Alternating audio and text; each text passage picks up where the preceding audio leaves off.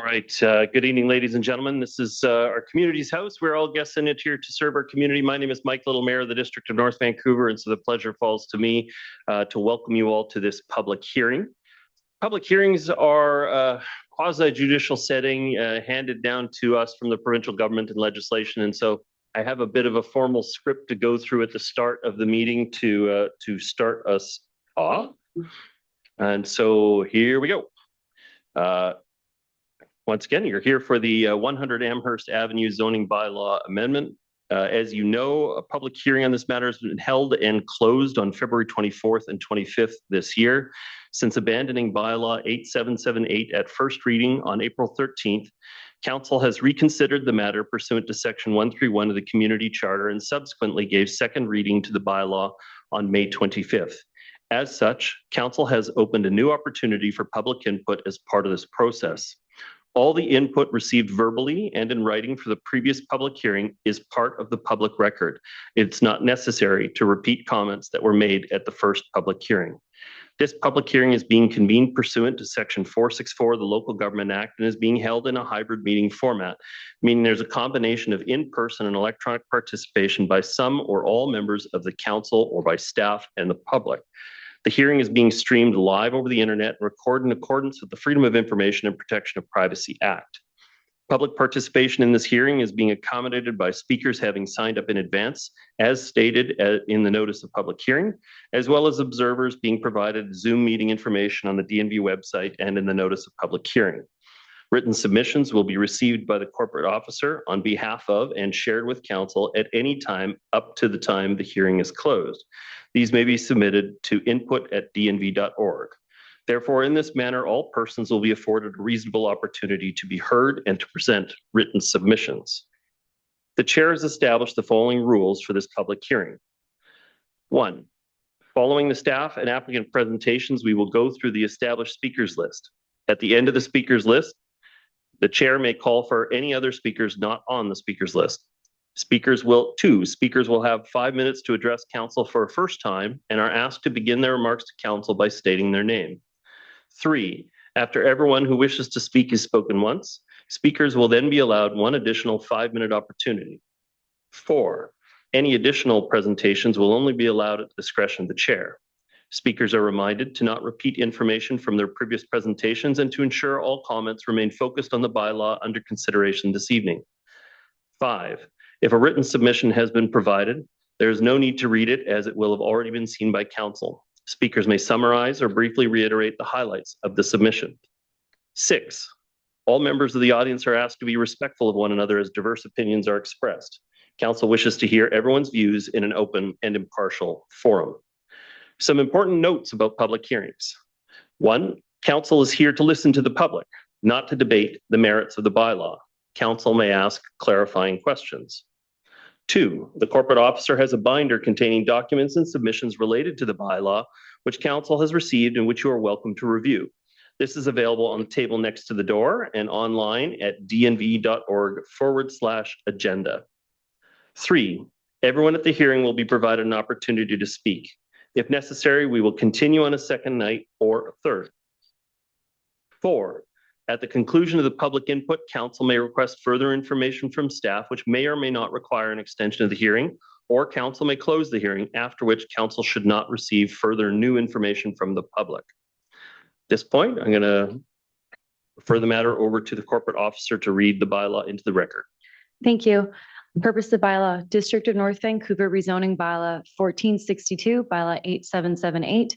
Bylaw 8778 proposes to amend the district zoning bylaw in general terms by adding an exception to the prohibition of the manufacture of hazardous substances in all zones for the subject site to permit the manufacturing, processing, liquefaction, handling, storage, loading, and shipping of chlorine on the lands located at 100 Amherst Avenue. Thank you very much. We're going to now move over to a presentation from staff. So I'll ask for some introductory comments from Mr. Milburn as staff gets set up for their presentation. Mr. Milburn. Thank you and good evening, Your Worship and members of council. Tonight, staff will be providing a brief presentation, including a presentation from Ms. Yan Zhang, Manager of Development Planning, as well as Mike Danks, Chief, and Gunter Kramer, Deputy Chief of the DNV Fire Rescue Services. Thank you, Worship, and we look forward to presenting the material for Council's consideration. Thank you. Yeah. Good evening, Your Worship. Your microphone, there you go. Go for it. Yeah. Good evening, Your Worship, members of Council, and members of the public. My name is Yan Zhang, Manager of Development Planning with the District of North Vancouver. This presentation provides an overview of Bylaw 8778 for 100 Amherst Avenue. As Ms. Milburn introduced, staff opening presentation is approximately 15 minutes long, and I will be joined by Fire Chief Danks and Deputy Fire Chief Kramer through part of the presentation. The district received the rezoning application on October 2025. Council gave first reading on January 12, 2026. A public hearing was held over 2 nights on February 24th and 25th. Council then considered the bylaw on April 13 and resolved to abandon it at first reading. Following that decision, the applicant submitted additional information, including a revised conditional approval framework. The mayor then initiated reconsider of the revised application under the authority of the community charter. And then council on May 25th referred the bylaw to this new public hearing. So the focus of tonight's presentation is to assist in understanding what has changed in the proposal since the previous public hearing and to provide responses to some of the key questions that have been consistently raised by the public and council. The subject site at 100 Amherst Avenue spans 2 jurisdictions, privately owned district administered lands shown in blue on this slide, and then Port of Vancouver lands, which is leased land shown in orange. Historically, part of the chlorine liquefaction process occurred on the leased port lands. The port has advised that the production activities must be removed from its jurisdiction by 2030. As a result, Chemtrade is proposing to relocate and consolidate chlorine liquefaction entirely onto their own land that is under the district's jurisdiction. Although the site is designated and zoned for heavy industrial use, relocating and capital improvement related to the manufacturing of liquid chlorine classified as a hazardous substance requires a site-specific tax amendment to the district zoning bylaw. This slide summarizes key concerns that were raised during the previous public hearing. The main theme was about public safety. Many speakers focused on the potential risks associated with the continuing liquid chlorine operation at this location, particularly given the surrounding industrial and residential context. There were also questions about the offsite risk related to the rail transportation. Another area of concern related to extreme events, including seismic risk, flooding, and other low probability but high consequence scenarios. Emergency preparedness was also a major topic. In particular, questions were raised about shelter-in-place procedures, public notification, and coordination with emergency responders, and the roles of Chemtrade, North Shore Emergency Management, and the fire department. Questions about whether there are alternatives to liquid chlorine, particularly for water treatment. Finally, there were land use compatibility concerns and the concerns that the approval would be permanent. Just in terms of the proposal, the core physical components of the application remain the same as what was previously considered, and that is proposing to remove the existing 16-ton bulk liquid chlorine storage tank and then move instead towards a produce and ship model. The proposal also includes a new enclosed rail car loading building with emergency ventilation and air scrubbing systems, new liquefaction and condenser infrastructure, and seismic safety upgrades, and no increase in chlorine production capacity. The applicant's new submission does not change these core physical components. What has changed? The new information mainly relates to how the proposed use would be regulated over time. And the applicant is proposing a conditional and time-limited approval framework, including future quantitative risk assessment, QRA, requirements, and then best achievable technology, BAT, review. Additionally, there is public shelter-in-place training offering, and this requirement would be secured, is proposed to be secured through a Section 219 covenant. And lastly, the applicant in their package has also provided a range of clarification points, answering the public questions related to site security, to emergency preparedness and public education, and to the need for chlorine, for liquid chlorine in drinking water supply. I won't go over the detail of these clarification points, and know the applicant is going to do their own presentation after staff. So the first key thing is that the new application is that the applicant now proposes the chlorine operation be time limited and tied to the Vancouver Fraser Port Authority lease. And the proposed end date would be the earlier of December 31st, 2046, or termination of the port lease. There is an enhanced safety lens here. The applicant is proposing several future safety review points, and it's worthwhile to understand this. So I'm going to go over them point by point. Before a building permit, a validation QRA based on detailed project plans and specifications.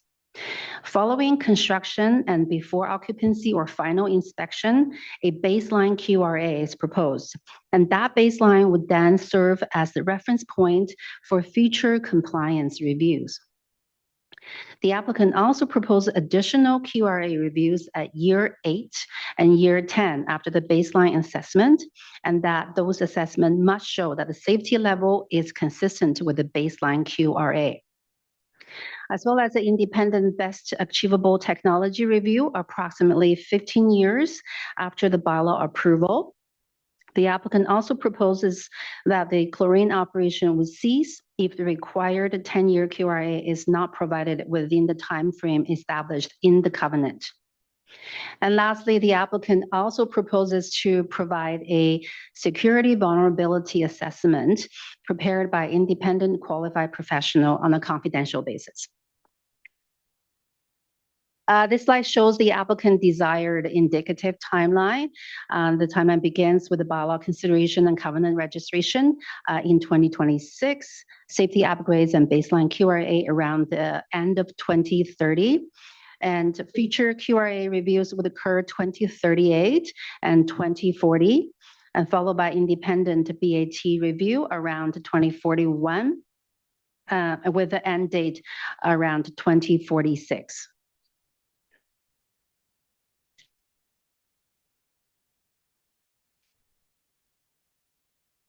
In terms of staff response to the revised proposal, it is important to note that staff rely on the quality of professional reports and the peer review process. The QRA as prepared by Baker Risk was peer reviewed by Risk Tech and was found generally sound in its methodology, assumptions, and finding of the assessment for the purpose of a rezoning. We know that the Baker Risk QRA has indicated that with the proposed safety upgrades, there is a reduction of the risks associated with the liquid chlorine operation at the site. So this preliminary finding is key in the interest of public safety and will be secured through the Section 219 covenant. And further, the covenant will secure all the future safety review checkpoints as proposed by the applicant, and are listed here. And this could also include any additional commitment made by the applicant in response to public concerns, such as security vulnerability study and additional public education activities. Next step, should council give the bylaw a third reading following the public hearing, staff would be ready to prepare the covenants before the final adoption of the bylaw, and the covenant must be prepared to the satisfaction of the municipal solicitor. Just by way of showing, this is a figure from the Baker Risk QRA. What this does is that it shows the location-specific individual risk contours for the chemtrade plant after the proposed safety upgrades. In accordance with the Maya guidelines, the contours represent different modeled annual risk levels around the sites as shown on the red dots on the map surrounding the site. The QRA concludes that the proposed safety upgrades would reduce the risk profile with the 1 in 10,000 per year risk contour, which is the blue outline on this slide, located within or near the property line. So this compare quite favorably with existing risk contour lines.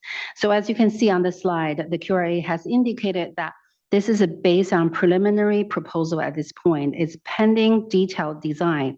So staff will be securing the commitment from the applicant that any subsequent detailed design, construction, and operation will, at a minimum, uphold this level of reduced risk. The applicant also proposed additional public education and emergency preparedness measures. Public education, this is in response to public concerns.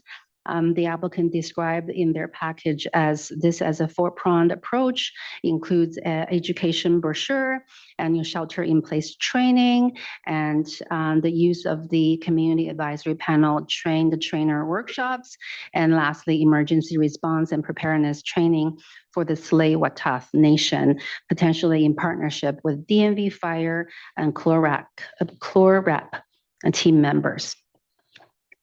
And I would like to pass to Chief Danks and Deputy Chief Kramer in terms of DMV Fire response as well as Nassim response. And I can do the operation of the slides for you. Perfect. Thank you, Yan. Thank you, Mayor and Council, for your time this evening. I appreciate the opportunity to provide a high-level overview of the Standard Hazardous Materials Response Framework District of North Vancouver Fire and Rescue Services, known as DNV-FRS, would apply to any significant incident, and to speak specifically about how that framework applies to a potential chemtrade-related incident. This chemtrade-specific discussion recognizes the facility's chlorine risk profile and the need for coordinated pre-incident planning. DNV-FRS has an important local response and coordination role in any emergency involving chemtrade.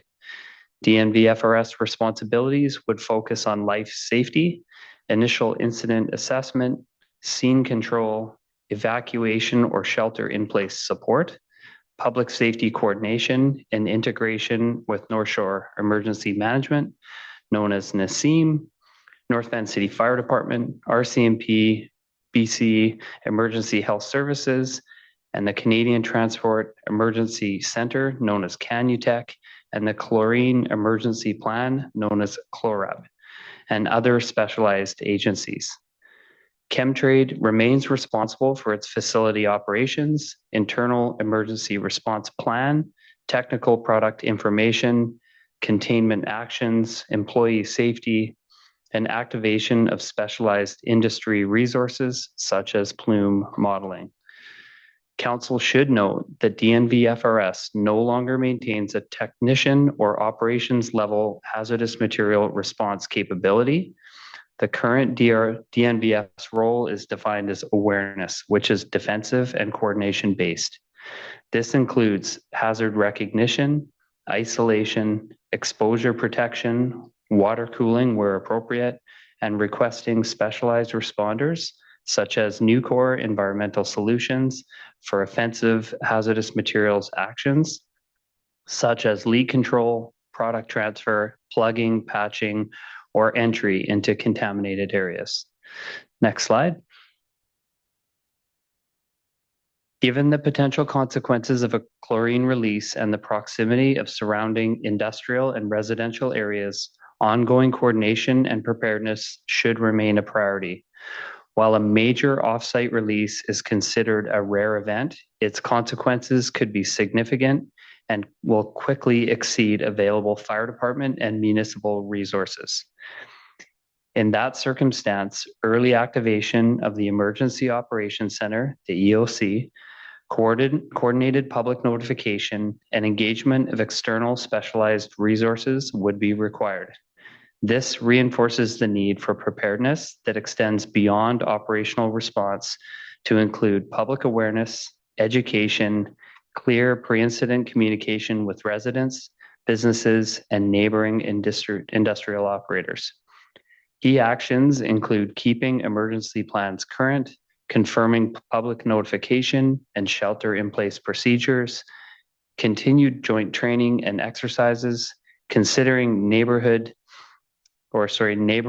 industry operations and cascading risks, and identifying any staffing or funding support required to sustain this work.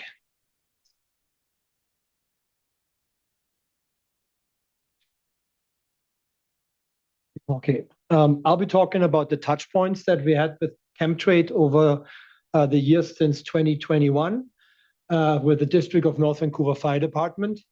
Our training in 2026, we had training that included the Chemtrade ERT team, the emergency response team, attending an SCB and extraction training at our new Maplewood Fire facility with internal instructors from the District of North Vancouver that have 4 times so far this year. We have additional training planned with Chemtrade in October, November of 2026, plus extra site visits with our crew members, so with all engines, fire trucks from our District of North Vancouver Fire Department. In 2025, we had our training captains and our technical rescue lead instructors doing multiple visits and rescue assessments for chlorine line repair project. And in 2024, we did the last larger familiarization with all of our crews, or most of our crews, 40 firefighters from different engine crews and our platoons. They did site familiarization and responsibility capability of the plant staff, and we met with some CHLORAP representatives at the plant. And then we also had inspections through our public safety fire prevention team since 21 till 26, a total of 11 inspections. The latest inspection happened on June 9th and June 8th of 2026. Next slide, please. And this is our incidents that we had since 2021 till 2025 at the facility, Chemtrade. We had no incidents that involved chlorine releases. We had 2 minor fires, one in 23 and one in 25. They were related to some hydro incidents. Most of our calls that we had, or emergency incident responses to Chemtrade were medical related, either from some workers. For this year, we just had a false alarm and 1 medical call. Thank you. Great. And we're a bit over on the staff presentation side. Do you have additional comments, or Chief? We do have one more slide for Nassim, if I can speak to that. Council, for your awareness, as the District Fire Chief, I'm also part of the steering committee that provides strategic oversight to North Shore Emergency Management. This committee is comprised of 2 executive representatives from each of the 3 municipalities, which allows us to provide guidance and direction to Nassim on the duties, functions, and responsibilities under a joint tri-municipal lens. Nassim and Chemtrade have established emergency response procedures to support a coordinated public safety response to a chlorine-related incident and other emergencies at the Chemtrade facility. Under these procedures, Chemtrade's designated technical representative confirms the incident level and provides the technical information required to support response decisions and public messaging. Nassim uses that information to coordinate notifications, including alertable where appropriate, and to engage District Fire Services, communication staff, Tsleil-Waututh Nation, the City of North Vancouver, and other emergency partners as required. If protective action is required, public messaging would include shelter-in-place instructions and other direction based on the nature of the incident, prevailing conditions, and technical advice. This ensures residents, businesses, and partner agencies receive timely and consistent direction. NACIM can also scale its support through established Emergency Operations Center and Incident Command System structures, including public information coordination, emergency notifications, evacuation or shelter-in-place support, and multi-agency coordination. NACIM and Chemtrade have maintained an ongoing preparedness relationship, including work on public alerting, notification processes, messaging templates, incident roles, annual audible alarm communications, and participation in the community advisory panel. Given staff turnover and the changing operating environment, NACIM has identified the need to reconnect with Chemtrade to reconfirm contacts, decision-making authorities, communication pathways, roles and responsibilities, notification processes, and opportunities for joint training exercises and facility familiarization. Regarding the current application, NACIM understands from district-reviewed materials that the proposed configuration is intended to reduce overall risk, including reducing the amount of chlorine stored on site. NACIM has not independently validated the technical materials. However, based on the district's review process, NACIM has not identified emergency management concerns related to preparedness, notification, coordination, or response. Regardless of the application outcome, continued coordination with Chemtrade and other North Shore industrial partners remains important to maintain readiness, communication pathways, and a coordinated emergency response capability for incidents that may affect public safety. Thanks. So that, Mayor and Council, that wraps up our staff presentation. I just wanted to say the full public hearing package available for viewing for member of public and council. A lot of questions are included in there. And then this last page is just staff who are present to answer questions, both staff, applicant team, and then the Port Authority. So with that, I'm going to pass it on to the applicant team. Very much for your comments. Okay, next I'm going to invite the applicant team come up.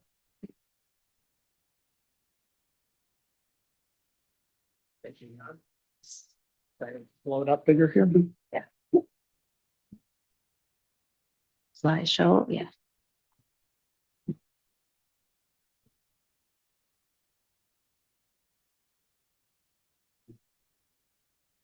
Welcome. When you're ready to go, we have 15 minutes for your applicant presentation.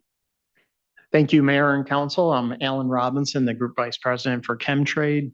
With me today, I have Dr. Kelly Thomas from Baker Risk. We'll also have Blair Heatherton come up and present stuff on the emergency response as well. So I won't spend too much time here because Jan did a great job of outlining what's changed here.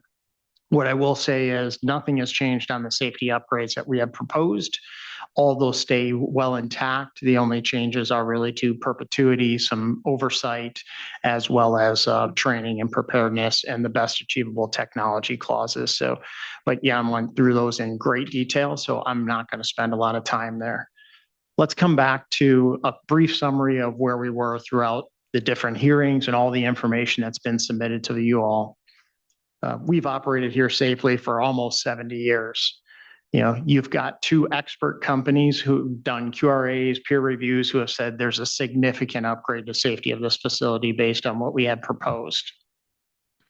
Rail, still the safest way to ship dangerous good materials, highly regulated, highly monitored by Transport Canada. And I believe you all received information around Transport Canada and what they do to govern these policies. Still supply 70% of the liquid chlorine used for drinking water treatment in British Columbia and Alberta, so Western Canada. What we're going to talk about as well is how chlorine is the main disinfectant. You need chlorine to produce bleach. We'll show through and walk through lots of those different areas. And I'll talk a little bit more about the entire plant as a whole, not just what we do for drinking water, but what we do for major industries here in Canada. And just a reminder of kind of what we do here locally in terms of number of jobs, the payroll, what we inject into the local community, the economy, and what we pay here closely in taxes as well for the district. But let's start with, what are you going to hear today? You know, you've heard throughout this a lot of, I'll say, confusion, misrepresentation, trying to mix words and use chemical names to just confuse everybody. Let's make it very clear and make sure everyone can understand what is liquid chlorine, what is bleach, and what gets used. So very simple. And, you know, we've already talked about chlorine is used to make, you put caustic in water and you get bleach. Bleach is used at the municipalities to treat water, right? This is very simple. And when we go around and we say liquid chlorine is absolutely critical drinking water, is very similar to saying oil is very critical to put in gas in your car. It's that simple.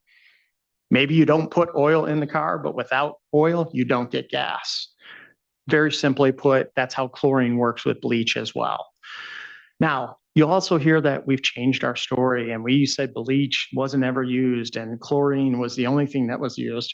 Let me recall back to when we had the rail strike around 2 years ago. There's a news clip, me on public news across all the nation in Canada, talking about how I shipped chlorine to bleach manufacturers to the municipality almost 2.5 years ago, going on record in front of the nation, talking about the value chain and what that is.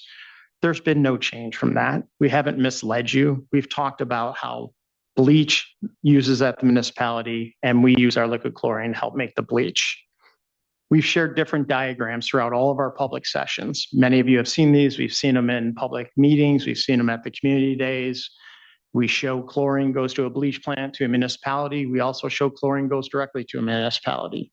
We've submitted you information. There are still large municipalities that take chlorine direct. Yes, those are south of the border. They're not Canada municipalities. But this statement, this table, 100% correct in everything that we've said. Why is chlorine so important in water protection? There's been a lot of misinformation put out there. We've heard statements like Metro Vancouver doesn't use bleach to treat their water. We've heard statements that Metro Vancouver doesn't use bleach or doesn't buy anything from Chemtrade. A couple of those statements are true. One is, they do buy bleach, right? They don't buy chlorine. We never said Metro Vancouver bought chlorine directly from Chemtrade. They buy bleach. We've submitted you with information and bids on who they get their bleach from. By the way, that is our bleach manufacturer. We sell them 100% of their liquid chlorine to make that bleach. You'll see documents here directly from Metro Vancouver's website talking about chlorination, whether that's the introduction of chlorine or chlorine derivatives, AKA bleach, sodium hypochlorite, right? That sodium hypochlorite is bleach. That is chlorine. Chlorine is what's used to kill the bacteria that grows in everything that we do. And it's the one thing that's used for residual treatment throughout the entire distribution system. So I'll call your attention to the far right document off the Metro Vancouver. They're building a new facility. It's using UV and ozone, but they still require liquid chlorine or AKA bleach used in their system to residually treat bacteria growth all the way through the distribution system to your tap water. Meaning UV and ozone can be used as a point of service treatment, but cannot provide the residual treatment you needed to get to the taps. Let's talk about our plant as a whole, right? Our facility makes 3 different products, largely 3 products, hydrogen being a byproduct, but we make liquid chlorine or chlorine, we make hydrochloric acid, we make caustic. 60% of the production of that facility that's here in North Vancouver stays in Canada to treat critical different industries across all of Canada. Yes, 10% of our liquid chlorine stays here in Canada. 90% of the liquid chlorine goes into the US. Why is that? It's purely a population math game, right? Where water is consumed is where water gets treated. That's just simply what takes place. You know, this map you've seen multiple times, and it kind of gives a heat map of where the population is, where chlorine production is as well. And so I like this map because it uncovers lots of different things that we can talk through here. One is, where's the next potential site that could provide liquid chlorine for a bleach manufacturer here locally in Western Canada? It's going to come from, if it doesn't come across from the other side of the border, it is going to come from several thousand kilometers away. Could come all the way from the East Coast if you think that they're going to ship chlorine all the way across the nation. The other thing this uncovers is, why do we have an American competitor here interfering in this particular site? It exposes why that is. If 90% of our chlorine goes south, now you know why they're so interested in making sure that we don't continue. What's in it for them? I'm not going to speculate, but it's very clear there's a lot of business at stake here for them as well. A couple things around local value. If we had to remove the facility from its production, you wouldn't have the local domestic value of being produced here locally, so supply chains get longer. One thing that wasn't public was, during the rail strike, there was 11 days before the rail strike was an embargo. We couldn't ship liquid chlorine. In those 11 days, we received multiple phone calls along with our bleach supplier, along with the railroad.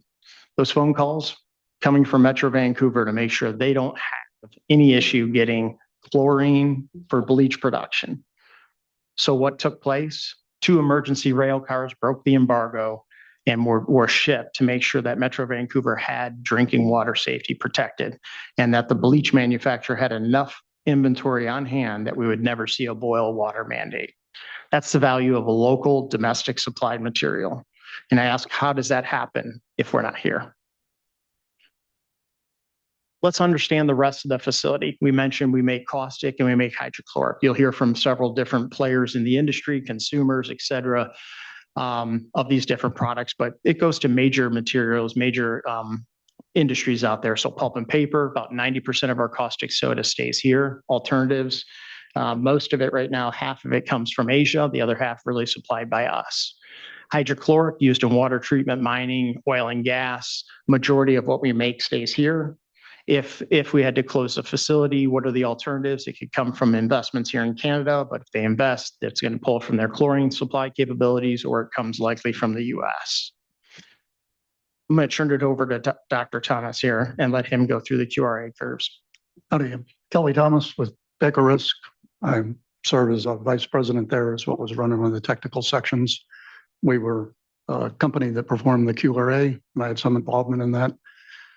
I just, to put it in context, sometimes people will talk about what happens in an event solely in terms of consequences, how bad it could be. But it's important to actually consider how likely it is as well. That is, what is the risk of the event? So both likelihood and severity are important. And the likelihood of a major release on an industrial facility like this, it's heavily regulated, particularly given the upgrades that are under consideration, is very low.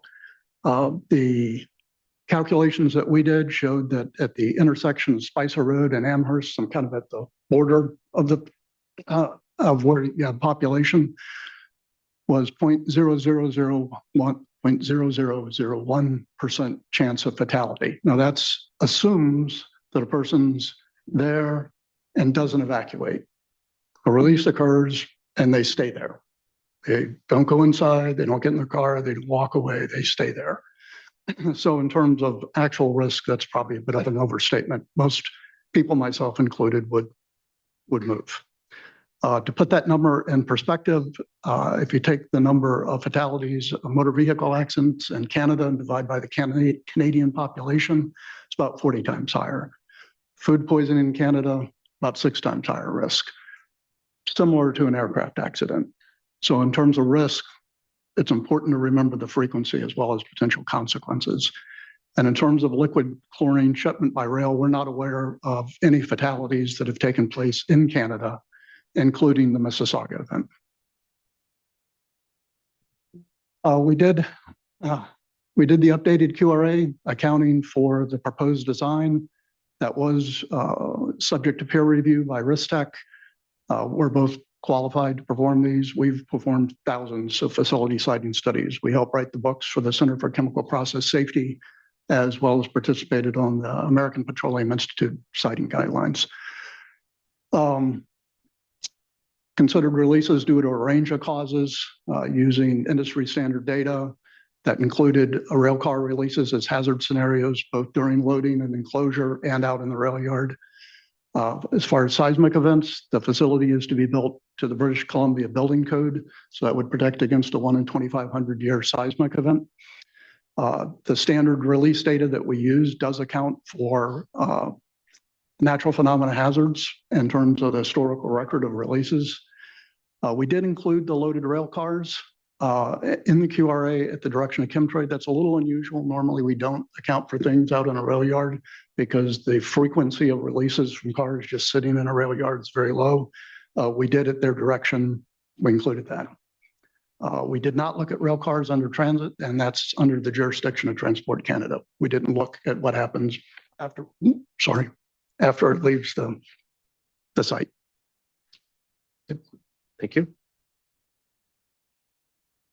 Mayor, Council, Blair Hetherington with Chemtrade. I wanted to talk about Chemtrade's emergency response. We work with local first responders, fire department, as well as North Shore Emergency Management. We host full-scale exercise once a year and hold multiple tabletop exercises each year. Our site emergency response plan is shared with NESM.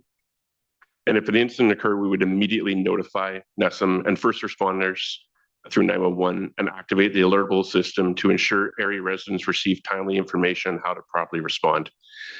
We're working with both North Van Fire Department, District of North Van Fire Department, and Slithertooth Community Safety Officer to understand existing safety training programs and how Chemtrade can support. We're going to supply training and offer training at our facility, helping to develop videos that'll be on the DNV Fire Department website, Chemtrade website, potentially other industrial manufacturers' websites. Information was mailed out to local residents and addresses, shelter-in-place booths at Chemtrade Community Day and at the Fire Department Pumpkin Drop, and support community resources. I wanted to share an incident that happened a couple of weeks ago where Chemtrade alum out of our aluminum sulfate from our Toledo facility was shipped to a water plant in Kent, Ohio. Somehow between the operator on site and the driver, the alum was offloaded into their bleach tank. Alum having sulfuric acid in it caused a chemical reaction and started to eject the chlorine from the bleach. It's a weak bond, and fire department was called.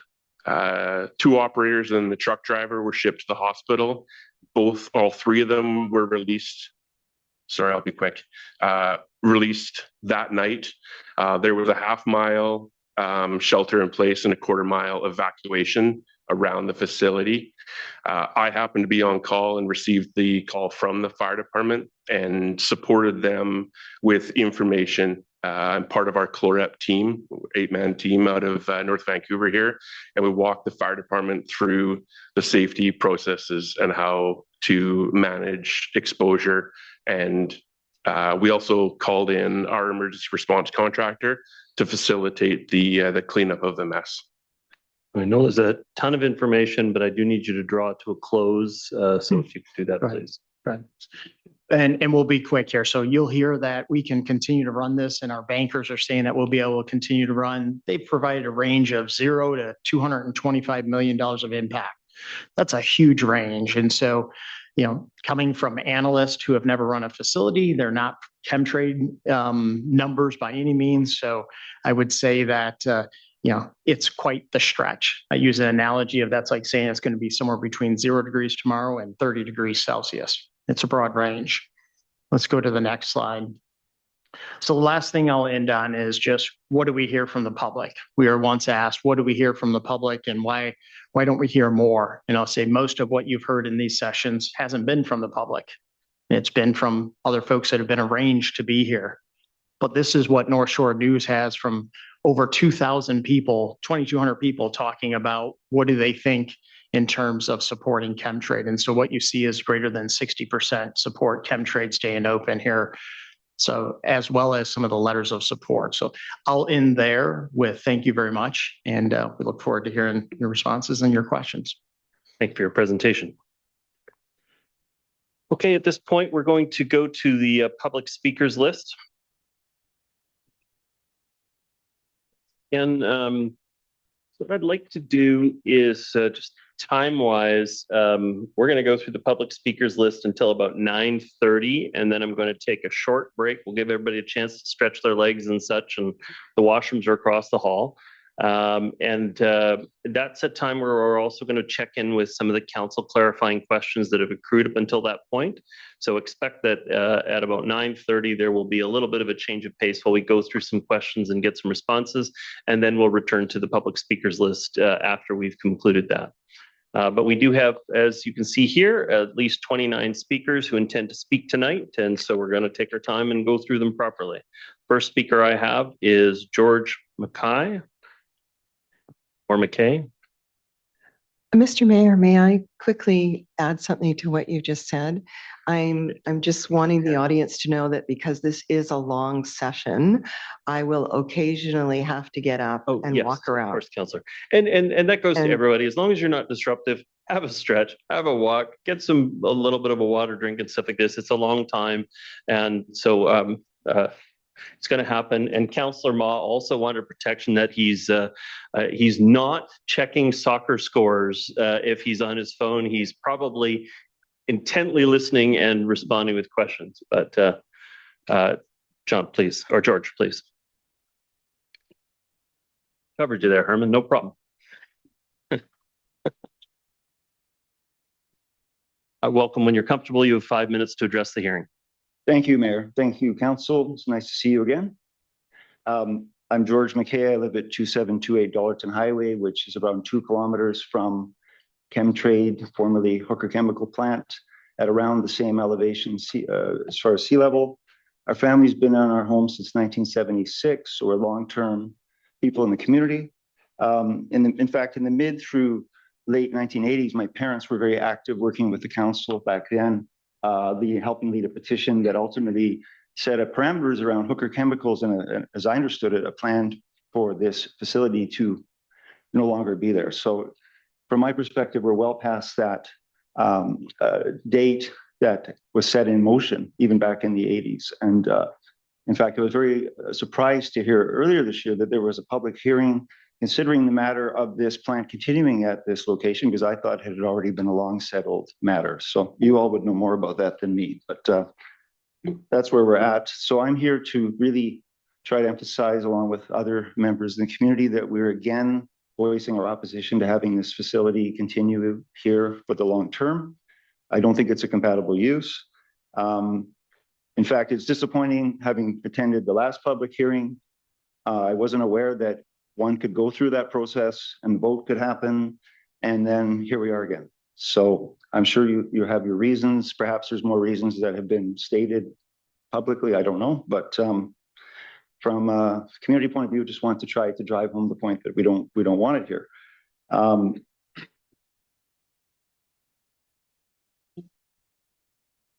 it makes me wonder, it sort of feels like us, the community, up against corporate pressure, big industry.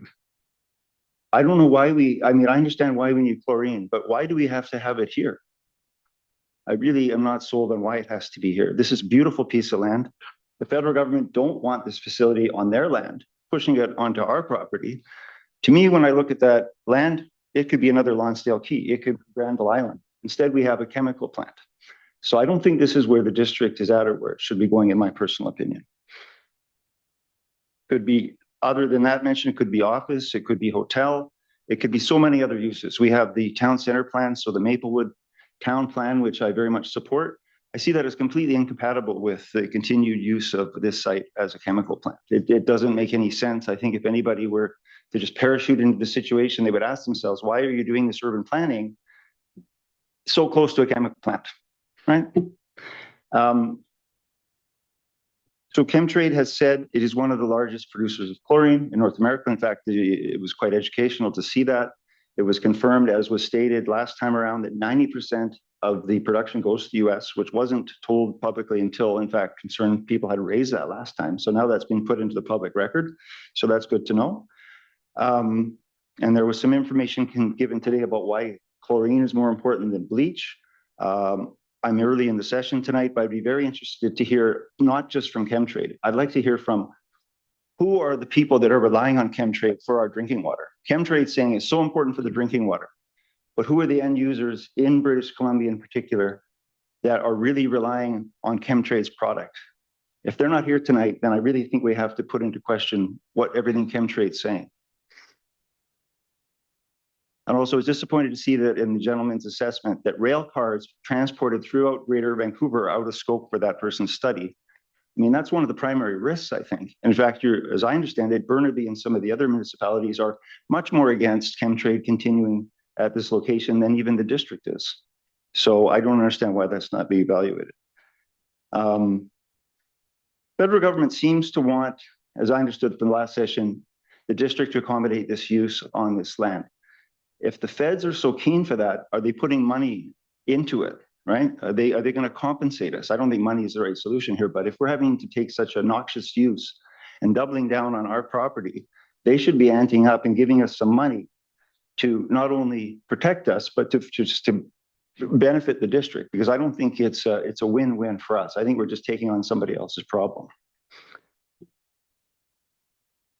So really looking in summary at 2026, this is a problem that I thought was solved in the mid-'80s. It's a 1980s kind of thing, chemical plant in your community. It's 2026. I've seen all the OCPs, they're great. We don't need this chemical plant in our community, please. Thank you. Thank you for your comments, George McKay. Thank you. Next speaker I have is Lee Kuhnfer. Joining us here in person.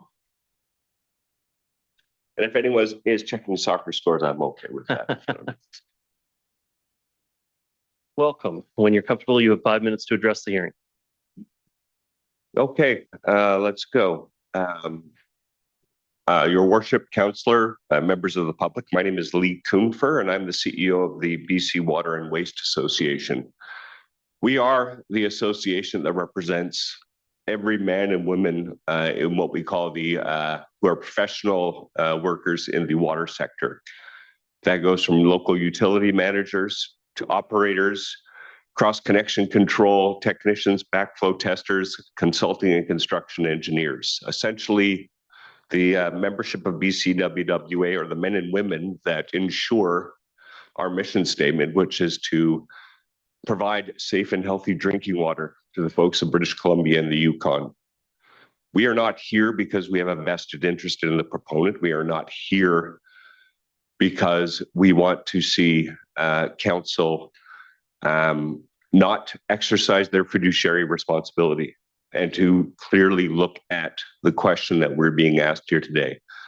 We didn't even participate in the first hearing because we didn't feel that it was essentially our place to enter the conversation. But after seeing the results of the first one and the fact that council was providing the opportunity for a second conversation, our association wanted to be part of that conversation. My board thought about this long and hard, and just so you know, my board includes those water professionals, those managers from cities and towns across BC, the operators who are actually the people who are working on the assets, who help. Essentially, we work on every part from drawing the water to the reservoir to making sure we safely return it back to the environment and everywhere in between. I do have a background PowerPoint, which was digitally sent earlier, so I do encourage you to look into that material. But if you are looking on your phones, www.bcwwa.org is where you can find everything you need to know about our organization. I think it's important, again, to be clear, we are not here because we have a vested interest in the proponent or what council does. We do have a vested interest in the ability to provide safe and healthy drinking water to British Columbians and those in the Yukon. The question was asked earlier, who are those folks who rely on chlorine for safe drinking water? I can unequivocally say everyone in this province. And it's our membership who help provide that. We have we are the association or the platform that provides education for all aspects of the water sector, including chlorine handling. We are very familiar with what is required for safe and healthy handling of chlorine to the best of our abilities. And that is what I guess our expectation is as an association. We fully expect council and mayor to do your job, and we know you'll do it well. What we expect of the proponent is to do their job and to do it well, to be a good corporate citizen, to put the investments and to back up the commitments they have made to this community. Because whether von Thunen's model dictated it or not, we are a bit backwards. We have a chemical plant in a very urbanized area. The fact of the matter is infrastructure has grown around that. This kind of asset isn't mobile. This kind of asset isn't readily built greenfield. You don't replace this capacity very easily. And that is one of the concerns that we want to bring to light to council in your deliberations. There are, as was mentioned earlier, very few options to replace this very vital and critical capacity. One is in mid-prairies and one is south of the border. To carry with it two high risks. One is extended rail car transportation. The other is the geopolitical climate in which we reside. That doesn't guarantee stable or cost-effective replacement of supply. So again, as the association representing the water professionals who provide the safe and healthy drinking water to British Columbians, do hear this, and we do hope that you act on all the information before you. Chlorine is necessary at this time for safe and healthy drinking water. To say there is a replacement that is commercially viable is not accurate, according to the professionals in our association. We hope you at least did give it the attention that it deserves, and do make sure that you do keep the water sector's concerns in mind when you do so. I thank you for your time. Appreciate it. Your presentation, Lee Kuhnfer. My clerk has reminded me that I need to remind you or share with you that the black tray on the desk, if you have speaking notes or something that you want to share with the council and you put it in the black tray, we're going to scan it and share it with the whole council before the close of the hearing. And so if you do have personal speaking notes or something that you wish to share, the black tray on the table is where they can go, or you can just email them to us before the close of the hearing as well. The next speaker I have is Peter Teben, joining us here in person.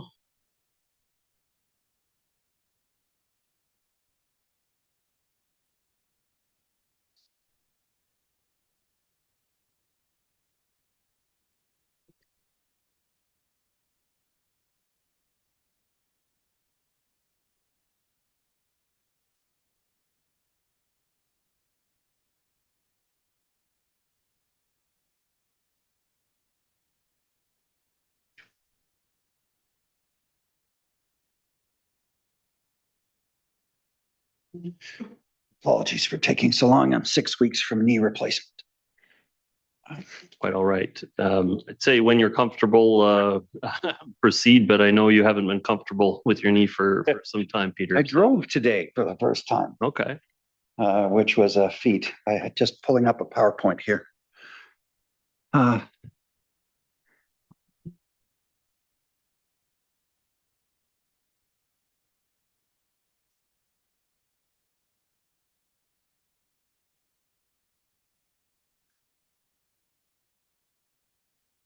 Might have to close the other one. There you go. Welcome. You have 5 minutes to address the hearing. Thank you, Your Worship and Council. Peter Teben, 1900 Block, Indian River Crescent. I'm here tonight speaking for my own part and not on behalf of any organization that I volunteer for. And for the record, no one has arranged for me to be here. I have, as Council knows, long been interested and active on the file that includes chlorine production in Maplewood. And that advocacy is going back years. I believe, Council, the question before you is, how do you balance the interest in corporate profits with community safety?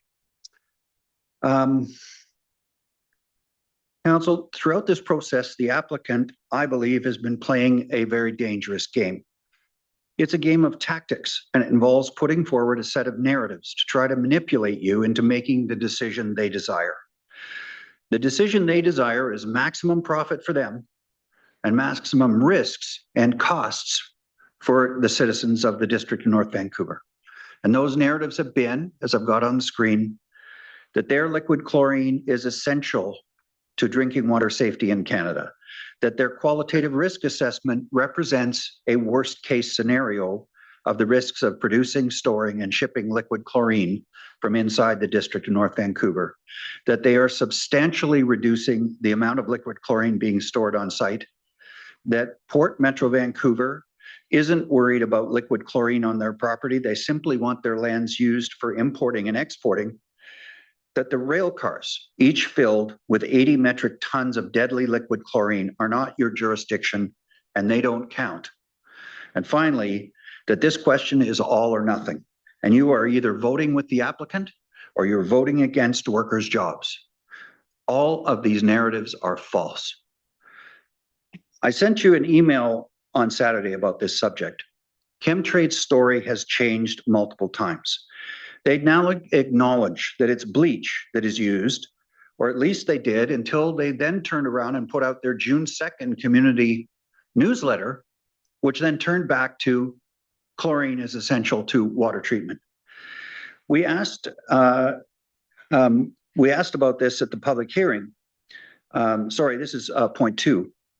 We asked about this issue, the QRA, at the public hearing, and the Baker Risk was asked about rail cars, about the hydrogen plant next door, about increased residential, major seismic events, and all were not included. On the third subject, reducing the amount of liquid chlorine on site, it might be true if you just include the one tank that's being removed and you ignore 2,560 tons of liquid chlorine that is stored in 32 rail cars on the site that we're told don't count, as if they're not there.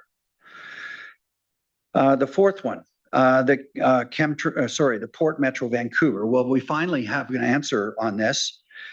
Port Metro Vancouver's lands will still be used for production. It's not a limitation to trade. They're grandfathering that, but they're still adamant liquid chlorine is moving off their property. How does that make it a good choice for the District of North Vancouver? Point 5, and there's the rail cars, by the way. There's a lot of them. And a hydrogen plant next door. The next point that you should not consider rail cars and rail risks off the property, I'm going to address in the second round of speaking.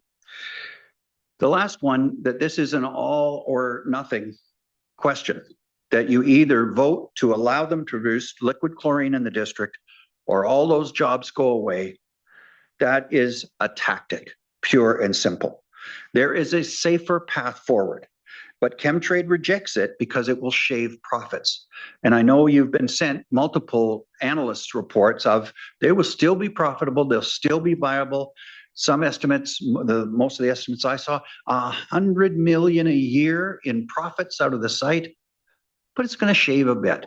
And so I really believe that your duty is not to maximize corporate profits as an elected council. Your duty is to the safety of your citizens. Council, you've been presented with these narratives as a tactic intended to pressure, direct, or intimidate you into reaching the outcome that the applicant wants. Tactics are dangerous, and the ones here are commonly known as take it or leave it, or all or nothing. And the correct response is call their bluff. I do have 2 or 3 sentences, if I could finish. Drawing to a close? Yes. As I just said, there's a middle ground, a path forward where Chemtrade maintains a North Vancouver plant, jobs are maintained, they remain profitable, and no liquid chlorine gets produced and shipped. You're going to hear about this path forward tonight from lots of people other than the applicant. because in my opinion, they're playing a game of tactics and they're betting on all or nothing. Thank you very much for your comments, Mr. Teeman. Thank you. Okay, the next speaker we have is Alex Jameson. Is that a virtual participant?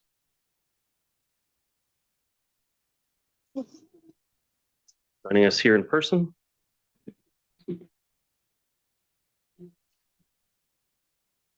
And I will just say, while we have a moment to the virtual participants, it really does assist staff in identifying you if your name reflects what you signed up with. So if you could make sure that your virtual name reflects the name that you used to go on the sign-up list, that will help us move you over in a timely fashion. But at this point, Alex Jameson, welcome. When you're comfortable, you have 5 minutes to address the hearing. I am still Alex Jameson, so thank you. I wanted to start with telling you my qualifications. I'm a retired planner, so I've been at these kinds of hearings, but not usually in this seat here.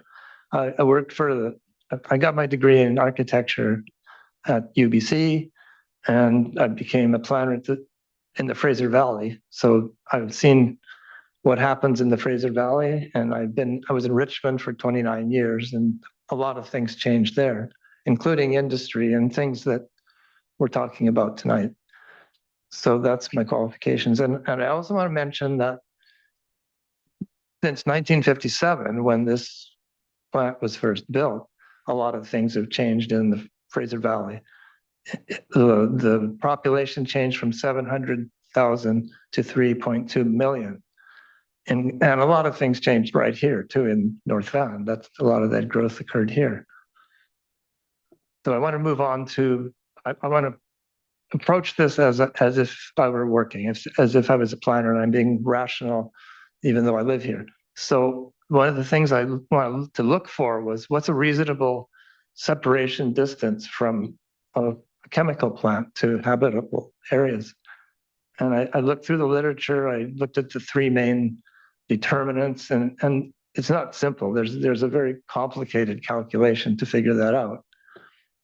And I sent you a letter. I had some of that background information in my letter, but I'm going to summarize this for you because just in case.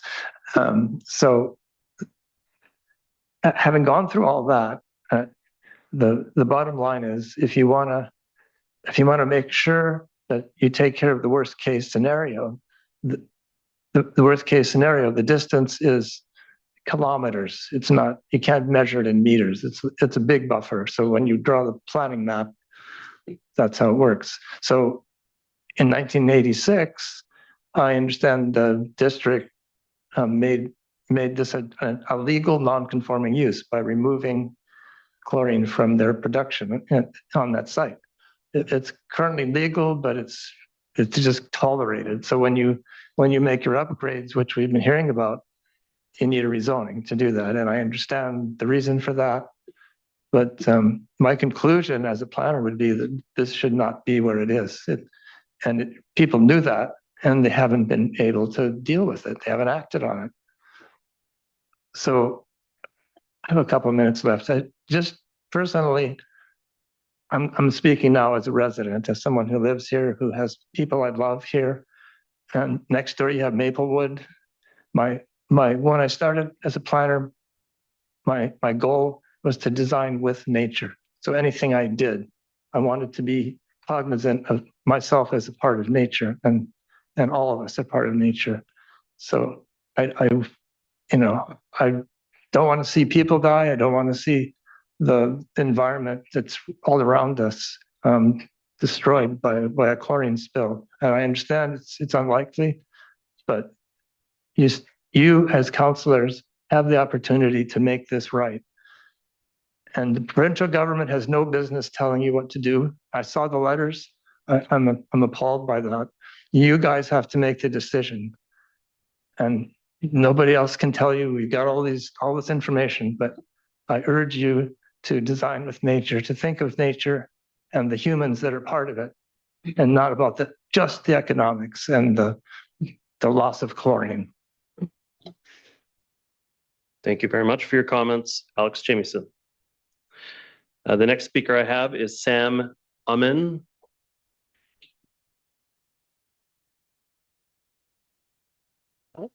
Welcome. When you're comfortable, you have 5 minutes to address the hearing. Sure. Thank you. Thanks, Mayor and Council. My name is Sam Amin. I live in Blue Ridge area, very close to Blue Ridge Elementary. My 8-year-old son attends school there. Sorry. Yeah. Yeah. I live by right by Blue Ridge Elementary, and where my 8-year-old son attends school. I also am the founder of Integris Engineering. And why is that important? Is because we are an engineering firm that deals with and helps Chemtrade manage their mechanical assets and structural assets in general. And that's where my particular, I would say, view is a little bit unique in that sense, because we kind of deal with the operations day to day there. And I've listened to all the concerns, and obviously everyone have their own views about whether or not this is a good idea to keep the chlorine production. I have my own views, and as an engineer, we deal with risk every day. And as professional engineers, this is literally what we do every single day. It's like, okay, is this risk? What is the risk? Is this realistic or not? And that discipline applies to every decision that we do. And I'm sure at Chemtrade's level, at their engineering staff and their operations staff.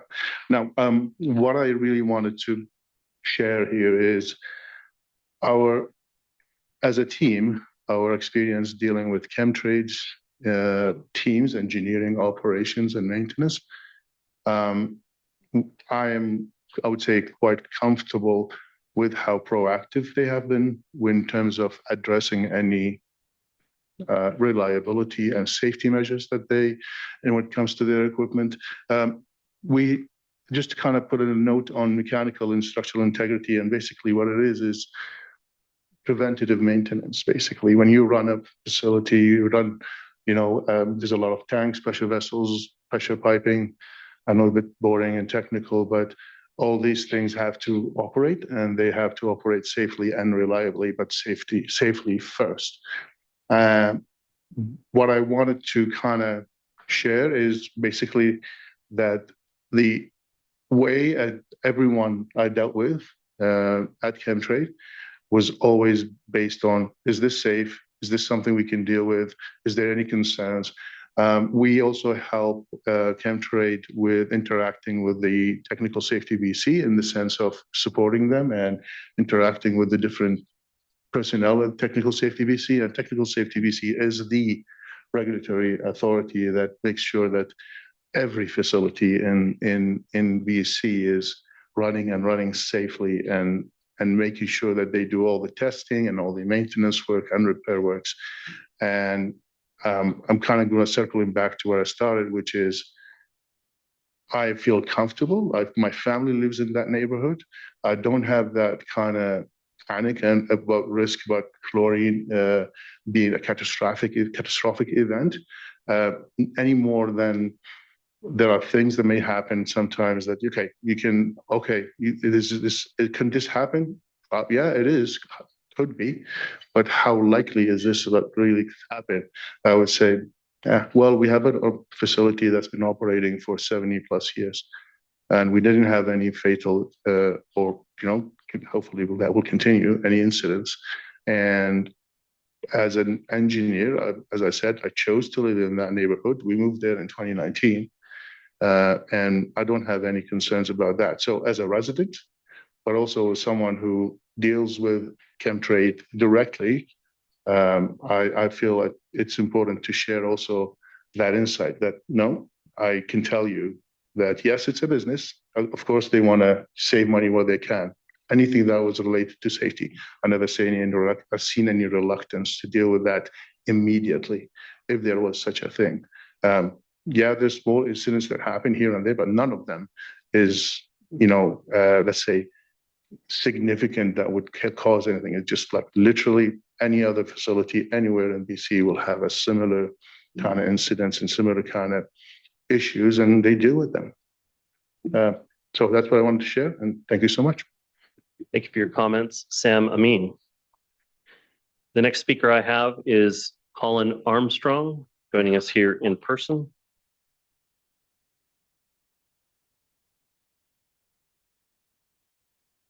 Welcome. When you're comfortable, you have 5 minutes to address the hearing.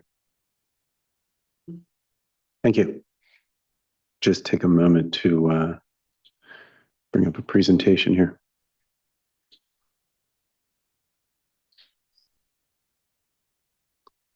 All right, I'm going to skip ahead here. Thank you for your time. Colin Armstrong, Senior Principal Engineer with Accutech, and we conducted a quantitative risk assessment of the on-site railcar storage of chlorine as well as rail transport through the Vancouver metro area, which we've shared with you previously and discussed a couple of times already. As stated before, when we talk about risk, it's a question of how bad can an incident be, and also how likely is it to happen? And both of those are very important. They both contribute to risk, and it's important that we make decisions on a risk basis. But we need to understand both consequence and likelihood clearly to ensure we're making appropriate decisions. So if we look at the risk contours presented here, and again, Chemtrade's intention with their project is to move these risk contours to at or near their property line. That's what they've stated here. Understand that these contours illustrate a zone of risk. We're incorporating both that QRA's analysis of likelihood and its analysis of the consequence to determine the risk here. So we're seeing areas that are more likely to be impacted, not the extent of the potential consequence. Again, we want to make decisions on a risk basis, but we need to understand both, especially for things like emergency response. We need to understand how bad things could be, for example.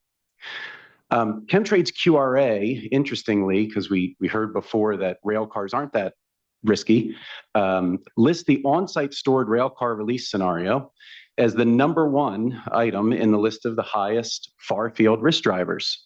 That means the study identified that the on-site rail cars are driving the risk at the fence line and beyond. Those are the #1 driver listed in the report. So if we look a little closer at those, and we've looked previously at the potential consequence, looking at concentration dispersion, but I want to look here at lethality and what's the potential zone where we could have lethal impacts from a release. And that's a little bit different than just looking at concentration. We also need to think about the duration of an exposure. Here we have a plot showing the potential impact zone from a 2-inch release size, not a catastrophic rupture that was assessed in the Chemtrade QRA. This is a much smaller leak. And we see that lethal zone extends far into the community. It doesn't end at the property line.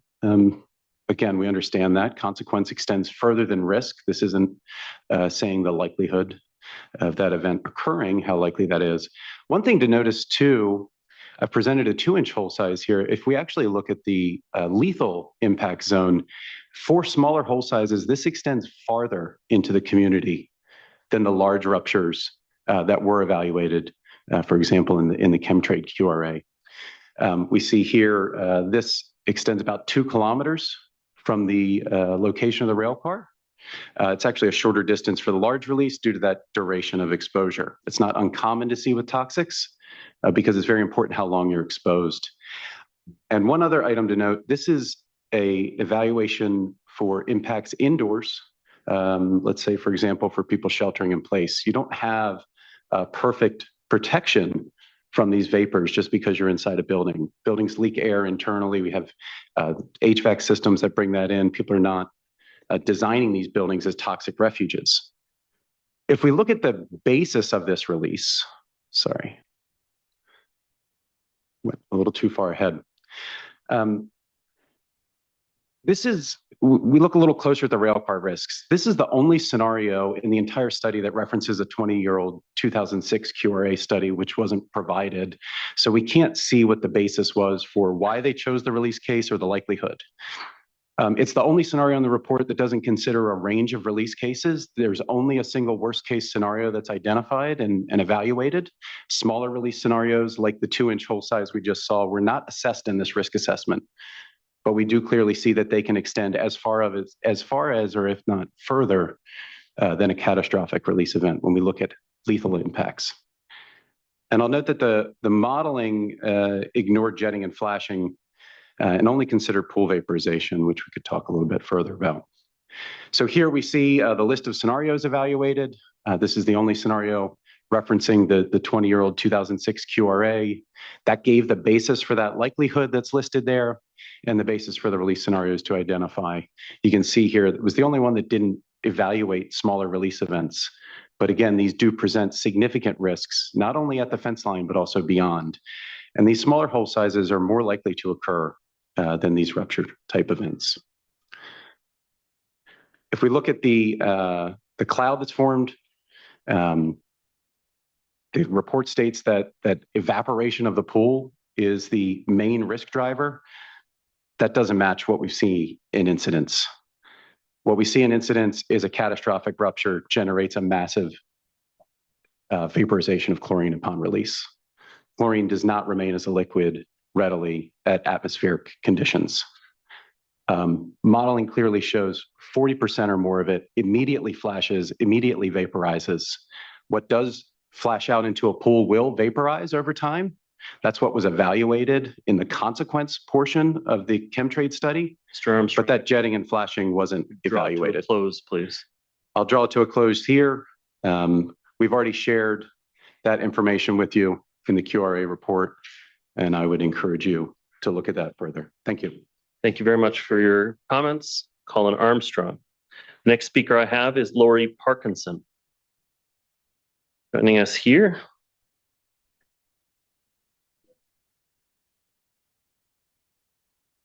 Welcome. When you're comfortable, you have 5 minutes to address the hearing. Thank you. My name is Lori Parkinson. I'm a biologist who discovered a chlorine accident could affect me. I live at the top of the hill above Park and Tilford. I shop at Park and Tilford, which is 4 kilometers from chemtrade. I oppose this rezoning for public safety reasons. Chlorine gas travels far and fast in the wind. It's extremely dangerous, as World War I veterans can tell you. When inhaled, the gas reacts with moisture in the lungs to form strong acids that burn and destroy tissue. It's often fatal if inhaled. So the district was smart. Years ago, you banned the production of hazardous materials, specifically naming chlorine, on the land chemtrade wants to move on to. This should stop this rezoning. The district's OCP contains the key goal of providing a safe community for all. This should stop the rezoning. Maplewood Village Center is about 1.5 kilometers from chemtrade. The National Institute of Health says a mild wind could move chlorine gas about 5 kilometers. This village and Park and Tilford are in this range. This should stop this rezoning. Chemtrade has known they need to move for almost 20 years. In 2007, the port asked them to move by 2030. Probably, the web said, because chlorine is so dangerous. And I gather that some people haven't been able to get a reply from the web or from the port. So I'm not sure on that, but that's what I learned on the web. So chemtrade still has 6 years to move someplace less populated. They have a plant in Prince George. Why not move chlorine there, chlorine production there? Another point that's been mentioned, no QRA study covers the shipping of chlorine. On average, 4 trains a day leave chemtrade and move through Burnaby, New West, Surrey, and Langley. A study showed a chlorine release from a rail car could kill at least 2,000 people in Burnaby. This should stop the rezoning. I'd like to add a little detail about water purification from calling health departments today. Most cities in BC do not use chlorine for primary water treatment. They use non-chemical means, microfiltration, UV, ozonation, because they're so much safer. Here's a list. Metro Van, Capital and Regional District on Vancouver Island, Nanaimo, Kelowna, Kamloops, Prince George, even Prince Rupert and Revelstoke.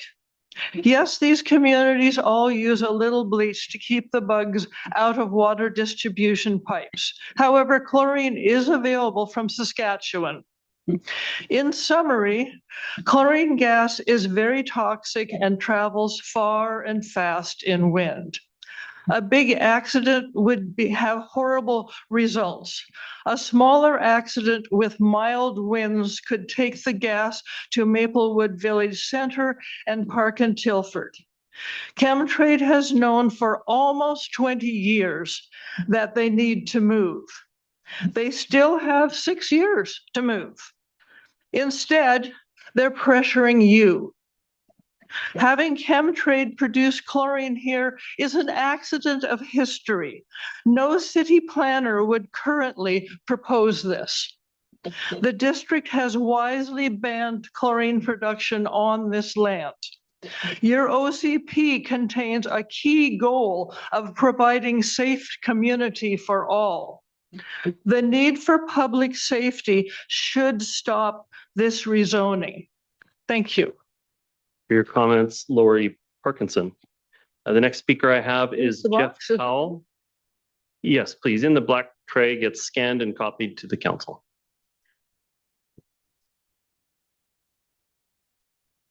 Welcome. When you're comfortable, you have 5 minutes to address the hearing. Thank you. My name is Jeff Powell. I'm a resident of Blue Ridge. I'm here to speak against the rezoning. And for clarity, I'm not here at anybody's beck and call but my own. And I'm a little bit upset at the insinuation that a bunch of people here are. So maybe some are, but some of us are not, and some of us are in the community. Lori took most of my points, but I'll go through them quickly. I count at least 4 places where this plant has already been told no, and they should go away. Okay, they originally said they were not going to. The chlorine production was going to stop. The OCP doesn't allow it by design. The Port of Vancouver doesn't want it, and you guys voted it down back on April 13th. How many times do we have to do this before a decision sticks? It's starting to get a little ridiculous. I had a whole section in here about how I don't trust Chemtrade anymore. I ripped it out. Not because it's wrong, but because I want to focus on something else. Last night, while doing research for this, I found an interesting quote on the U.S. National Institute of Health website. And I'm going to read it to you. It's only 2 sentences. Quote, "The intentional use of chlorine as an unconventional weapon is now occurring. Large chlorine stores in the U.S. are vulnerable and lack adequate security." Unquote. Now, I don't think the Baker Risk report took into account anything like a terrorist attack on this chlorine facility and all those rail cars, nor maybe one based on a drone. And we all know drone warfare has gone crazy lately thanks to Iran, Ukraine, and Russia. This is a real risk, and I don't think any of that has been addressed. Okay? Now, the last thing I want to talk about is, let's pretend it was some other company that was on this site. Somebody that made nothing hazardous. And they came to this council and said, hey, we need a rezoning because we want to produce dynamite. Would you grant that? Of course you wouldn't. It's completely ridiculous. You would never put something like that in a facility like that, in a populated area like that. Okay? But maybe dynamite is too exciting. What if they came and said they wanted to make chemical weapons? Chlorine is a chemical weapon. I had a section in history in here from World War I. It was grim. You do not want to hear it. Okay? So my point is, you wouldn't allow a new plant to go into production for chlorine at this site now.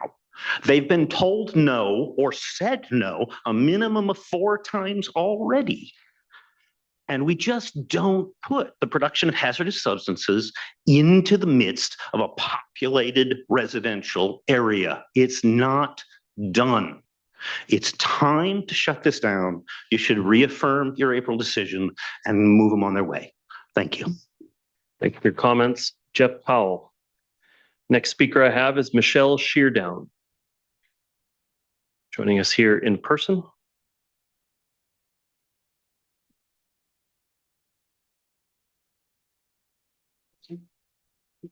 Welcome. When you're comfortable, you have 5 minutes to address the hearing.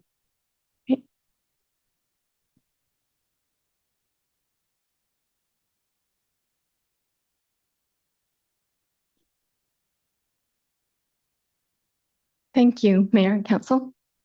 My name is Michelle Sheardown. I'm a resident of the district. To be perfectly honest, I'm surprised that we're here at all. The issue before you is really simple. It's a matter of safety, keeping our community safe. Chemtrade's production of deadly chlorine gas is unsafe. So hazardous, it outweighs any benefit that may be derived from the continued operation of the facility. You've all heard the expression safety first. Safety first signifies putting well-being and risk prevention at the forefront of any activity. Ensuring health and avoiding hazards is the foundational rule before anything else. Safety is important in our community. It's codified in the official community plan. According to the Local Government Act, the OCP is a statement of objectives and policies to guide decisions on planning and land use management. Both the old and soon to be new OCP refer to the words safe or safety over 70 times. In the OCP's vision, our young have safe and healthy environments in which to grow and succeed. One of the OCP's key goals, Lori mentioned, is to foster a safe, socially inclusive and supportive community that enhances the health and well-being of all residents. Pursuant to the Local Government Act, all municipal bylaws must be consistent with the OCP. The bylaw amendment being discussed tonight is not safe and therefore is not consistent with the district's OCP. That should end matters. But apparently it does not. Chemtrade is still here and the discussion continues. How unsafe is Chemtrade's chlor-alkali facility? You've heard about the catastrophic harm that can be caused by deadly chlorine gas. Not surprisingly, liquid chlorine here in this zoning bylaw that I'm sharing with you is a hazardous substance under the district zoning bylaw. Right after explosives, you'll see liquid chlorine. The fact that it is expressly stated as a hazardous substance when any number of toxic chemicals could have been added to this list is indicative of just how hazardous this chemical is. As with explosives, it is deadly hazardous. I previously shared with Council an article from 2009 entitled Chlorine and Olympics, a Dangerous Mix. You may recall that. In it, the authors describe how 50 of Chemtrade's then Connexus rail cars full of liquid chlorine were sent to Washington State because the cars were considered to be a security threat prior to the 2010 games and a potential terrorist target during that time. The fact that these rail cars are so deadly should be the end of any consideration of their location within the district, but it's not.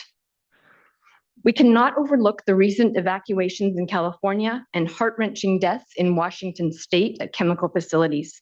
Please let this be a wake-up call to you all that hazardous substances, especially those as deadly as the ones produced by Chemtrade, do not belong anywhere near people. Human error, mechanical failure, seismic events, terrorism happen. Facts that cannot be denied. Knowing this, the matter should end here. Land use planning principles actively discourage non-conforming uses, what this bylaw would be, in part because its non-conforming land usage undermines comprehensive zoning bylaws like the one you have and creates incompatible neighborhoods. At 100 Forester Street, the manufacture of hydrogen has already received an exception to the prohibition on production of hazardous substances. So what's next? production of explosives on Riverside Drive, production of radioactive materials on Spicer Road. How is that compatible with the nearby Maplewood Village Town Center? There is no good reason to create an exception to the rule, a non-conforming use for the continued production of deadly chlorine gas. I'll say it again, the matter should end here. Finally, back to my surprise at being here at all when the issue is so simple. I'm confused about what could rival safety first, such that there's any debate. The safe drinking water, well, despite what some may continue to argue with respect, this is a non-starter, a red herring. If chlorine is needed for drinking water sanitization, which is less and less due to other methods of water treatment, there are other suppliers of chlorine. Is it the future of chemtrade that comes first? Well, chemtrade is a successful business with many properties and would surely survive the closure, of this facility. Regardless, does chemtrade's profitability trump safety? Jobs, yes, jobs are important. However, according to the province of BC's Labour Market Outlook 2025 edition, the skilled trades are expected to account for over 72,000 job openings over the next 10 years. There's huge demand for skilled industrial labor, and any impacted employees would have the 4 years to find alternative employment prior to the facility being shut down when the existing arrangement ends in 2030. Thank you. May I have one last sentence? You're welcome to come back for another 5-minute. I have one sentence. I'll come back. Thanks. Okay. All right. The next speaker I have is Trey Bell, joining us here in person. Welcome. When you're comfortable, you have 5 minutes to address the hearing. Hello, Mayor and Council. My name is Trey Bell, and I live at 680 Sealand Crescent in the District of North Vancouver. I'm the president of the Lower Lynn Community Association. However, tonight I am not speaking officially in that capacity. I'm speaking instead as a concerned resident and member of the community. Over the past several months, I've spoken with residents from Lower Lynn, Sealand, Maplewood, and Linmore communities about the issue before council tonight. And I want to acknowledge that not every resident I spoke with opposed the continued production of liquid chlorine beyond 2030. Some residents raised important considerations, including the approximately 120 well-paying jobs chemtrade provides in our community, and the reality that industry has long been a part of North Vancouver's history, predating much of the residential development we see today. Those perspectives deserve recognition and respect. But that being said, the majority of residents I engaged with supported the position I am putting forward this evening, that we can put community safety first, safeguard the thousands of lives that could be affected by a catastrophic incident, and still preserve local industry, local jobs, and chemtrade's contribution to the production of water purification products. Previously, the District of North Vancouver Council rejected chemtrade's application to continue producing liquid chlorine beyond 2030. As the issue returns for further consideration, I believe council should stand firm on its previous decision unless serious changes are made to chemtrade's application. Let me be clear, this is not an argument against jobs or industry. Chemtrade is an important employer and contributes to our local economy. However, council's first responsibility is to protect the health and safety of residents. The central issue is liquid chlorine. If released from pressurized containment, liquid chlorine rapidly vaporizes into chlorine gas, a highly toxic substance that can travel significant distances depending on weather and wind conditions. In a worst-case scenario, particularly following a major earthquake, a significant release could pose serious risks to surrounding neighborhoods, including Maplewood, Lower Lynn, Sealand, Linmore, and beyond. Serious injury or death can occur within minutes of exposure to high concentrations of chlorine gas, making evacuation extremely challenging for those within the impact zone. Even if the likelihood of such an event is low, the potential consequences are severe enough that they cannot be ignored. I'm also concerned that the risks associated with transporting chlorine by rail through populated areas have not received sufficient scrutiny.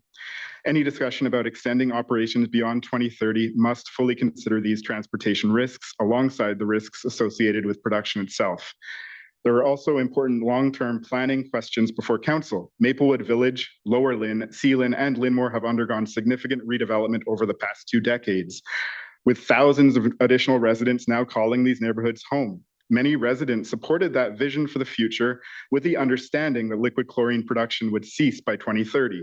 Reversing course now would lock our community into decades of continued industrial risk. Chemtrade could continue producing other important products, including bleach, caustic soda, and hydrochloric acid, while seriously exploring a transition away from liquid chlorine production. That option deserves careful and serious consideration. If Chemtrade wishes to continue operating in North Vancouver beyond 2030, it should be required to seriously explore transitioning away from liquid chlorine production. If it is unwilling to do so, Council should uphold its previous decision and reject the application. The long-term safety, health, and future planning interests of North Vancouver residents must come first and are more important than profit margins of a private corporation. I completely understand that this is a complex, multi-layered decision before Council, and I know the decision you make will involve weighing many competing factors, perspectives. I trust that you will carefully consider all of the information presented and arrive at a decision that is the best for the interests of the residents of the District of North Vancouver. Thank you for your time and consideration this evening. Thank you for your comments. Trey Bell.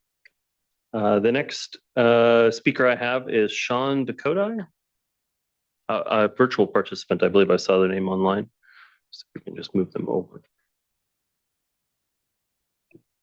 Here. Over. Is it on there? Hello, everyone. Sean Dakota, can you hear me? I can. Members of the council and the mayor. I am sorry, this is my first time I'm doing this, and so I'm familiar with the process. I'm just attending this meeting to raise concerns about bylaw that the district has, which has affected my property.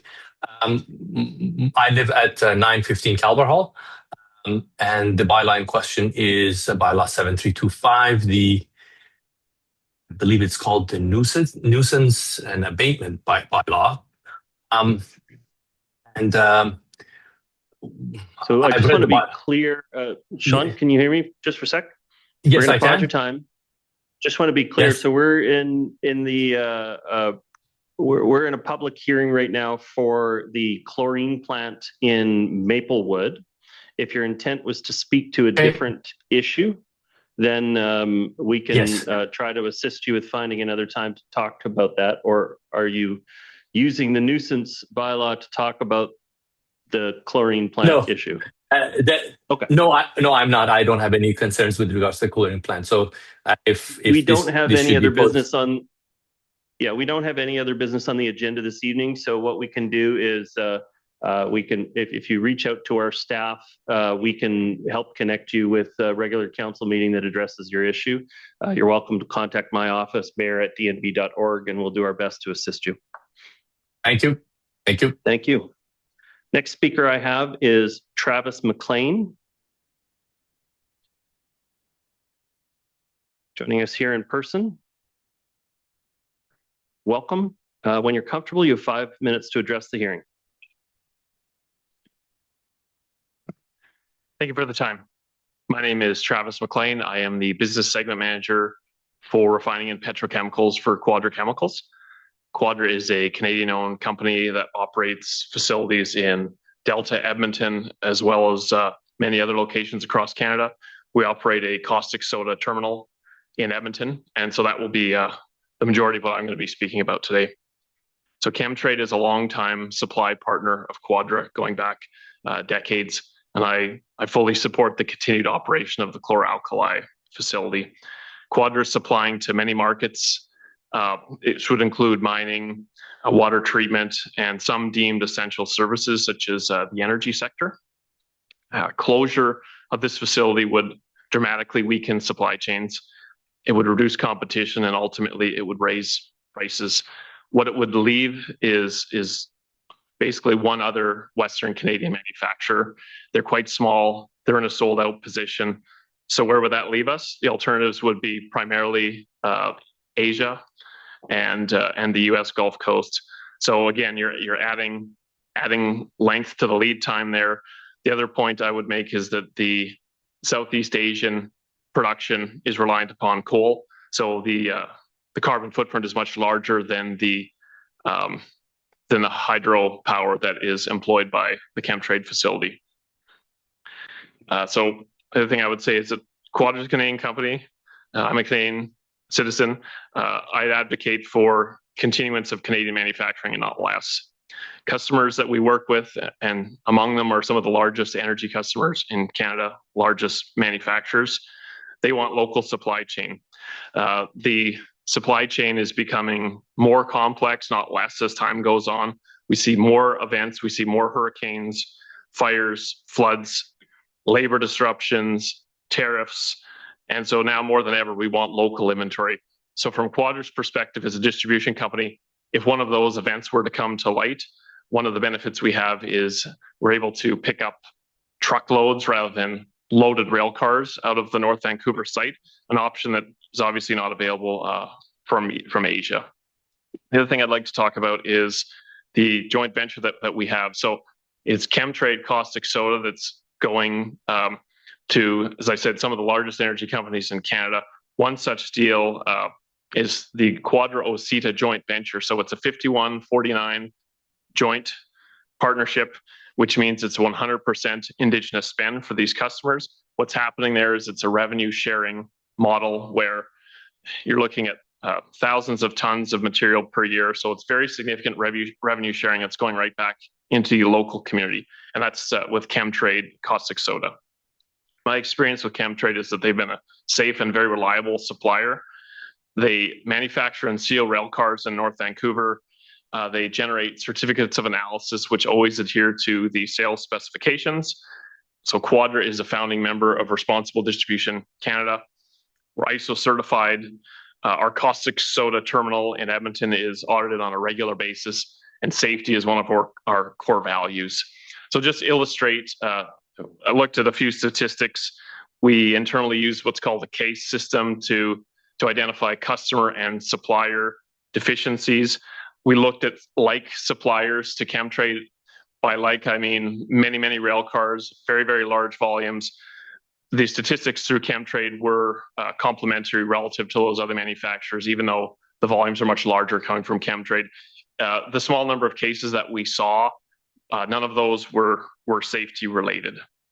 And so just to wrap things up, I do strongly endorse the chlor-alkali facility at North Vancouver staying.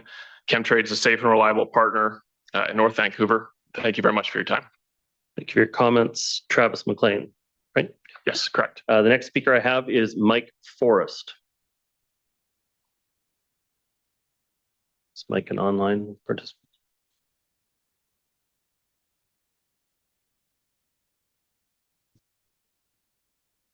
So we don't have anybody that reflects that name.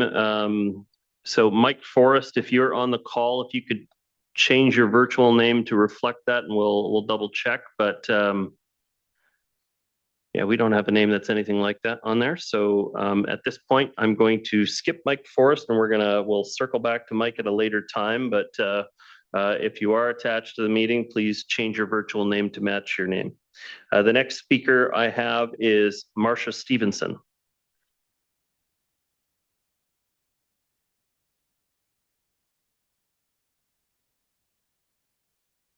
Welcome. When you're comfortable, you have 5 minutes to address the hearing. Thank you, Your Worship, and members of council. My name is Marcia Stevenson. I'm a resident of the District of North Vancouver. I sent a long letter to council on behalf of my family, which is now a matter of public record, so I'm not going to read it all out again. And many of the speakers before me have already expressed many of my points in opposition to allowing Chemtrade to continue beyond the limitations that have already been set. I'll just summarize a few main points. The Vancouver Fraser Port Authority is closing down manufacturing of hazardous chemicals on lands it manages by 2030. Why would the citizens of North Vancouver District volunteer to rescind our prohibition against manufacturing of hazardous substances when we have an opportunity to remove this risky operation from our neighborhoods?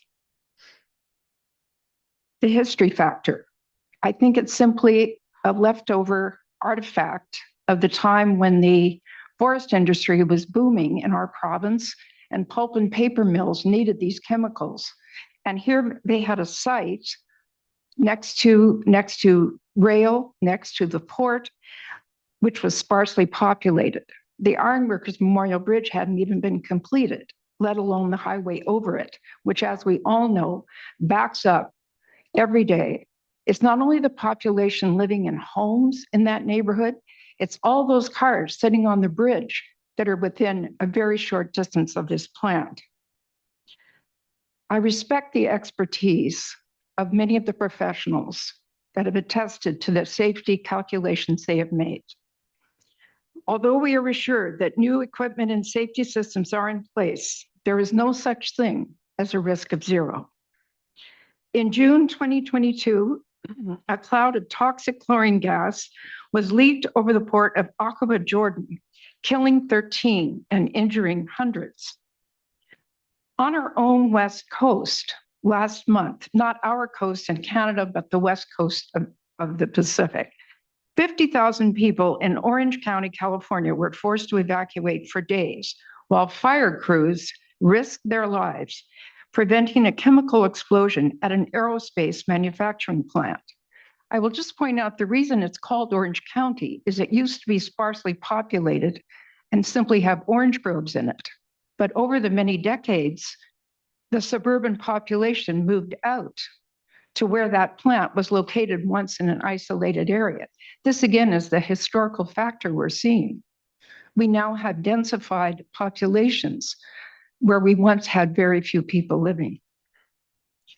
We also witnessed that on May 26, 11 people died and many others injured after an implosion of toxic chemicals at a pulp and paper facility in Longview, Washington. Presumably, all of these facilities had safety plans on file. Accidents do happen. Human error caused the death of 2 local men after a system failure caused a spillway release at the Cleveland Dam. It was human error in making a mistake.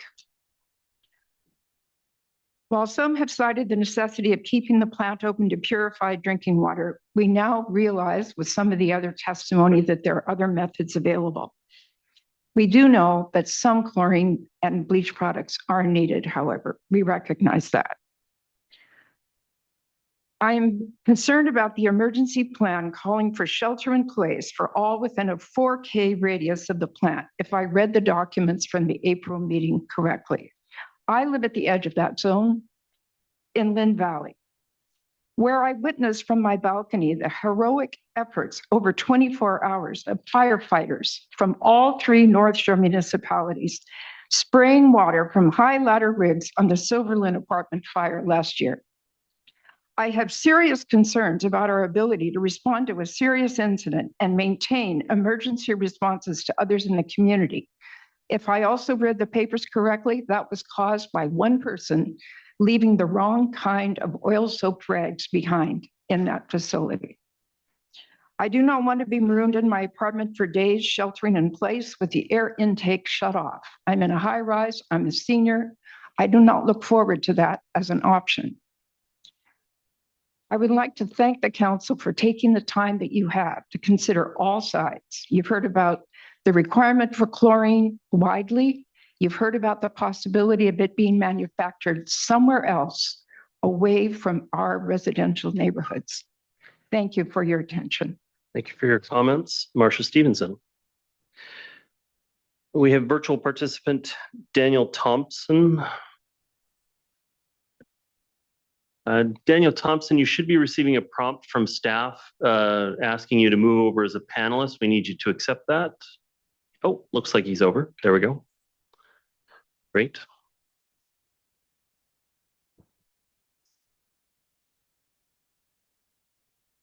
And Thompson, it says that you're muted in the system. We can't hear you. There we go. Okay. Okay.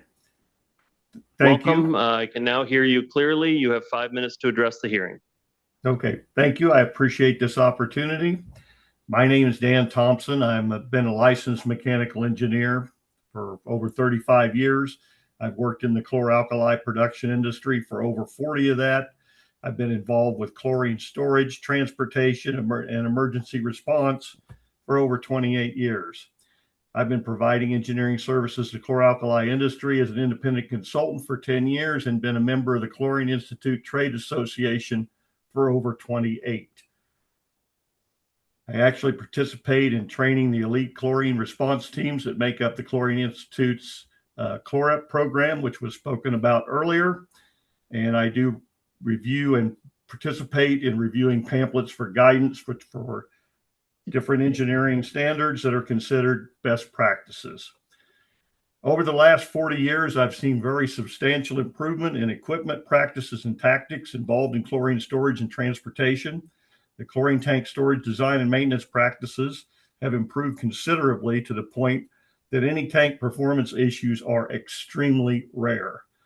Compared to other hazardous material design requirements, chlorine tanks have some of the most rigorous design and testing maintenance requirements.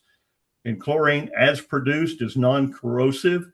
I've inspected the interior of storage tanks that were over 60 years old and still look nearly new.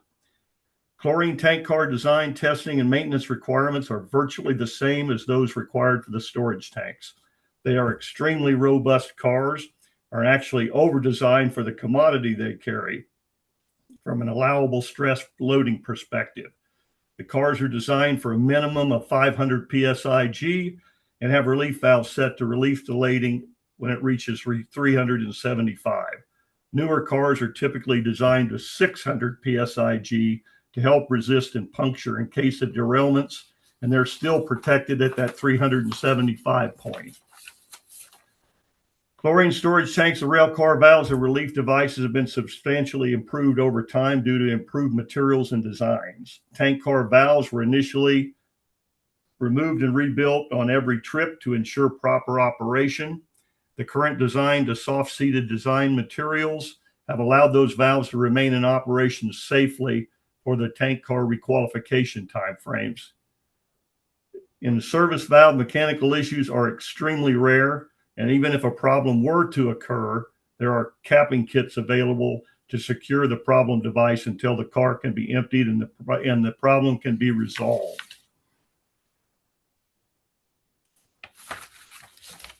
I personally have never seen any significant release from a low-speed rail car incident, much like the speeds that are held around loading areas and inside of industrial sites.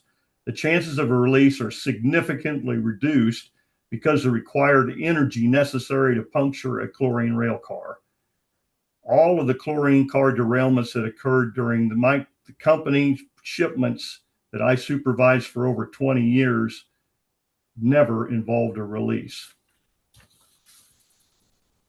I've personally been involved in emergency response training that's been held at the Vancouver site. It's included training of emergency response contractors as part of the ChlorEP network and training for first responders offered through TransCare partnership with the Chlorine Institute.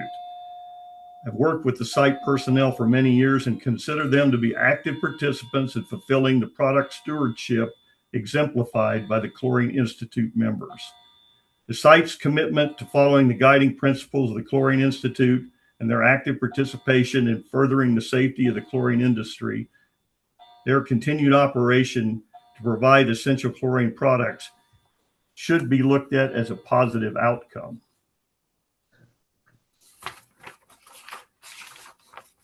And that's what I have to say, and I appreciate the time.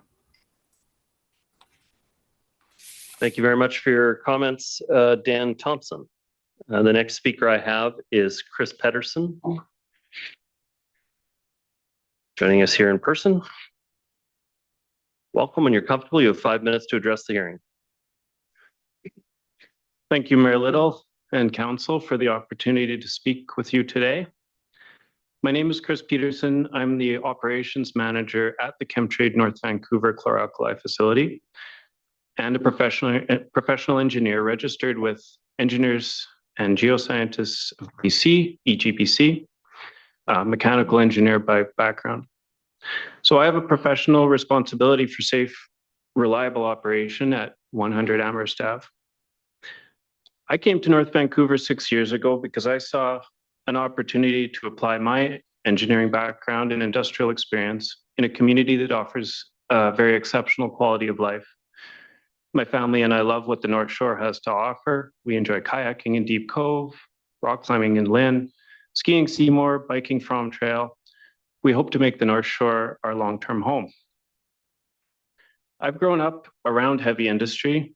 I've designed and executed engineering projects in some of Canada's largest processing plants, gas plants. It's very interesting and rewarding work. It's also a work that involves risk, as some of the speakers already mentioned. So like others at the plant, I count myself very lucky to have such interesting work in such an ideal part of Canada. Tonight, I'm speaking on behalf of the employees at the facility who support the proposed rezoning and safety improvements. I stand here together with the unionized workers as well, represented by my colleague Chris Poskett, who will speak later on. There are approximately 120 full-time employees at our site and many long-term seconded engineers and contractors. Many live in North Vancouver and the surrounding communities. They coach local sports teams, volunteer, raise families, shop locally, and contribute to the community in countless ways. The people who work at the facility, my colleagues, care deeply about safety because they're the first people affected by it. We work there every day. We deeply understand the risks in a way that few people probably do. We have a very direct personal interest in ensuring the risks are mitigated wherever possible. That's why these proposed improvements are important to all of us at the plant. I'm personally grateful to be involved in the efforts, not just to keep the plant safe on a day-to-day level, but also to have the privilege to speak at this hearing requesting such an improvement to the community at large. The proposal before council is fundamentally a safety project. It is an investment intended to reduce risk, improve resilience, and strengthen the long-term future of the facility. Thank you. Thank you very much for your comments. Chris Peterson. The next speaker I have is Phoebe Yap, joining us here in person. Welcome. When you're comfortable, you have 5 minutes to address the hearing. Hello, Mayor. Hello, Council. Thank you for your time, and I appreciate being able to present here today. My name is Phoebe Yap. I am a registered occupational hygienist, and I am a resident of the city of North Vancouver. I live, work, and play here, and I am also an employee at Chemtrade as the occupational safety specialist. So my role is in identifying and controlling for hazards that are raised and identified by employees to ensure that they are protected for their long-term health. A little bit of backstory about myself. I speak from the heart. I was born and raised in Ontario. I've grown up there and built my career there in oil and gas and petrochem. And I moved here almost 3 years ago to work for Chemtrade. As I'm sure if you've made any big move, it is a huge decision to have that conviction, to feel confident in being able to pursue a career elsewhere across the country, especially because my family and friends are still all out east right now. But what gave me that confidence to take that leap was the fact that I felt that I had a purpose in working here. I started working in safety because I wanted to fundamentally help people, make sure that people are safe, people have the voice to be able to have a long and healthy life.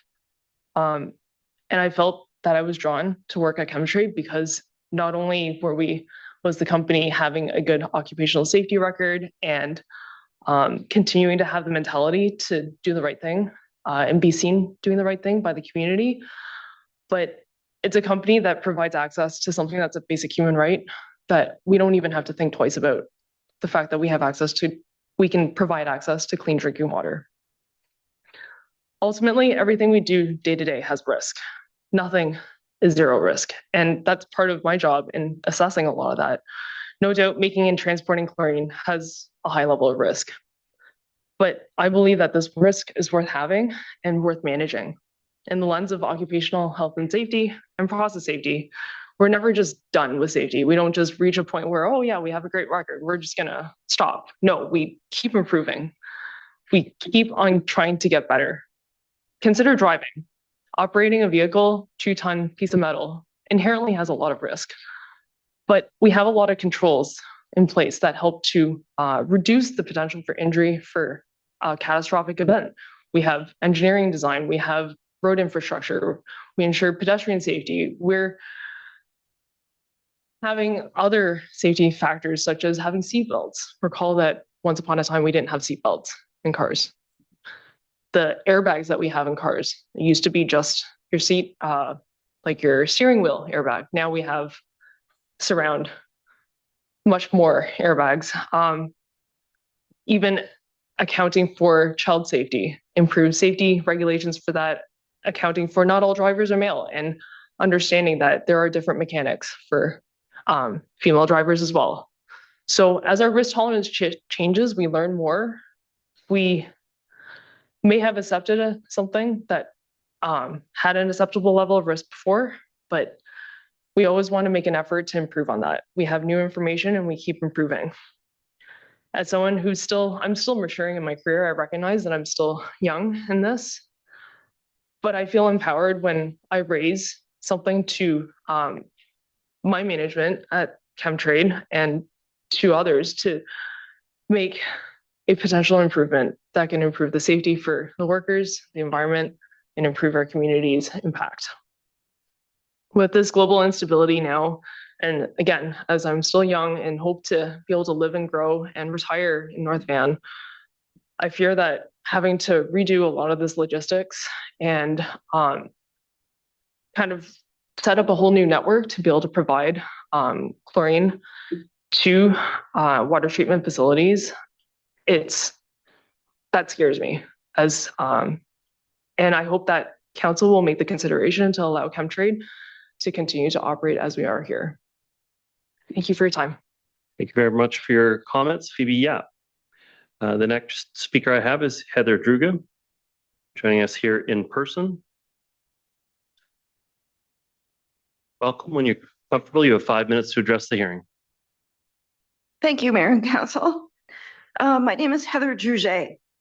I'm a resident of the North Shore, and I spent 30 years working in corporate communications. So it was my job to help companies frame their messages, to find the most compelling way to present whatever it was that they wanted to present. And what Chemtrade has been doing is a masterclass in framing. So the first frame was drinking water. Chemtrade told us that this rezoning was about protecting Canada's drinking water supply. It was powerful. Turn off the chlorine plant and people can't drink water. We've since learned that that's not altogether a complete picture.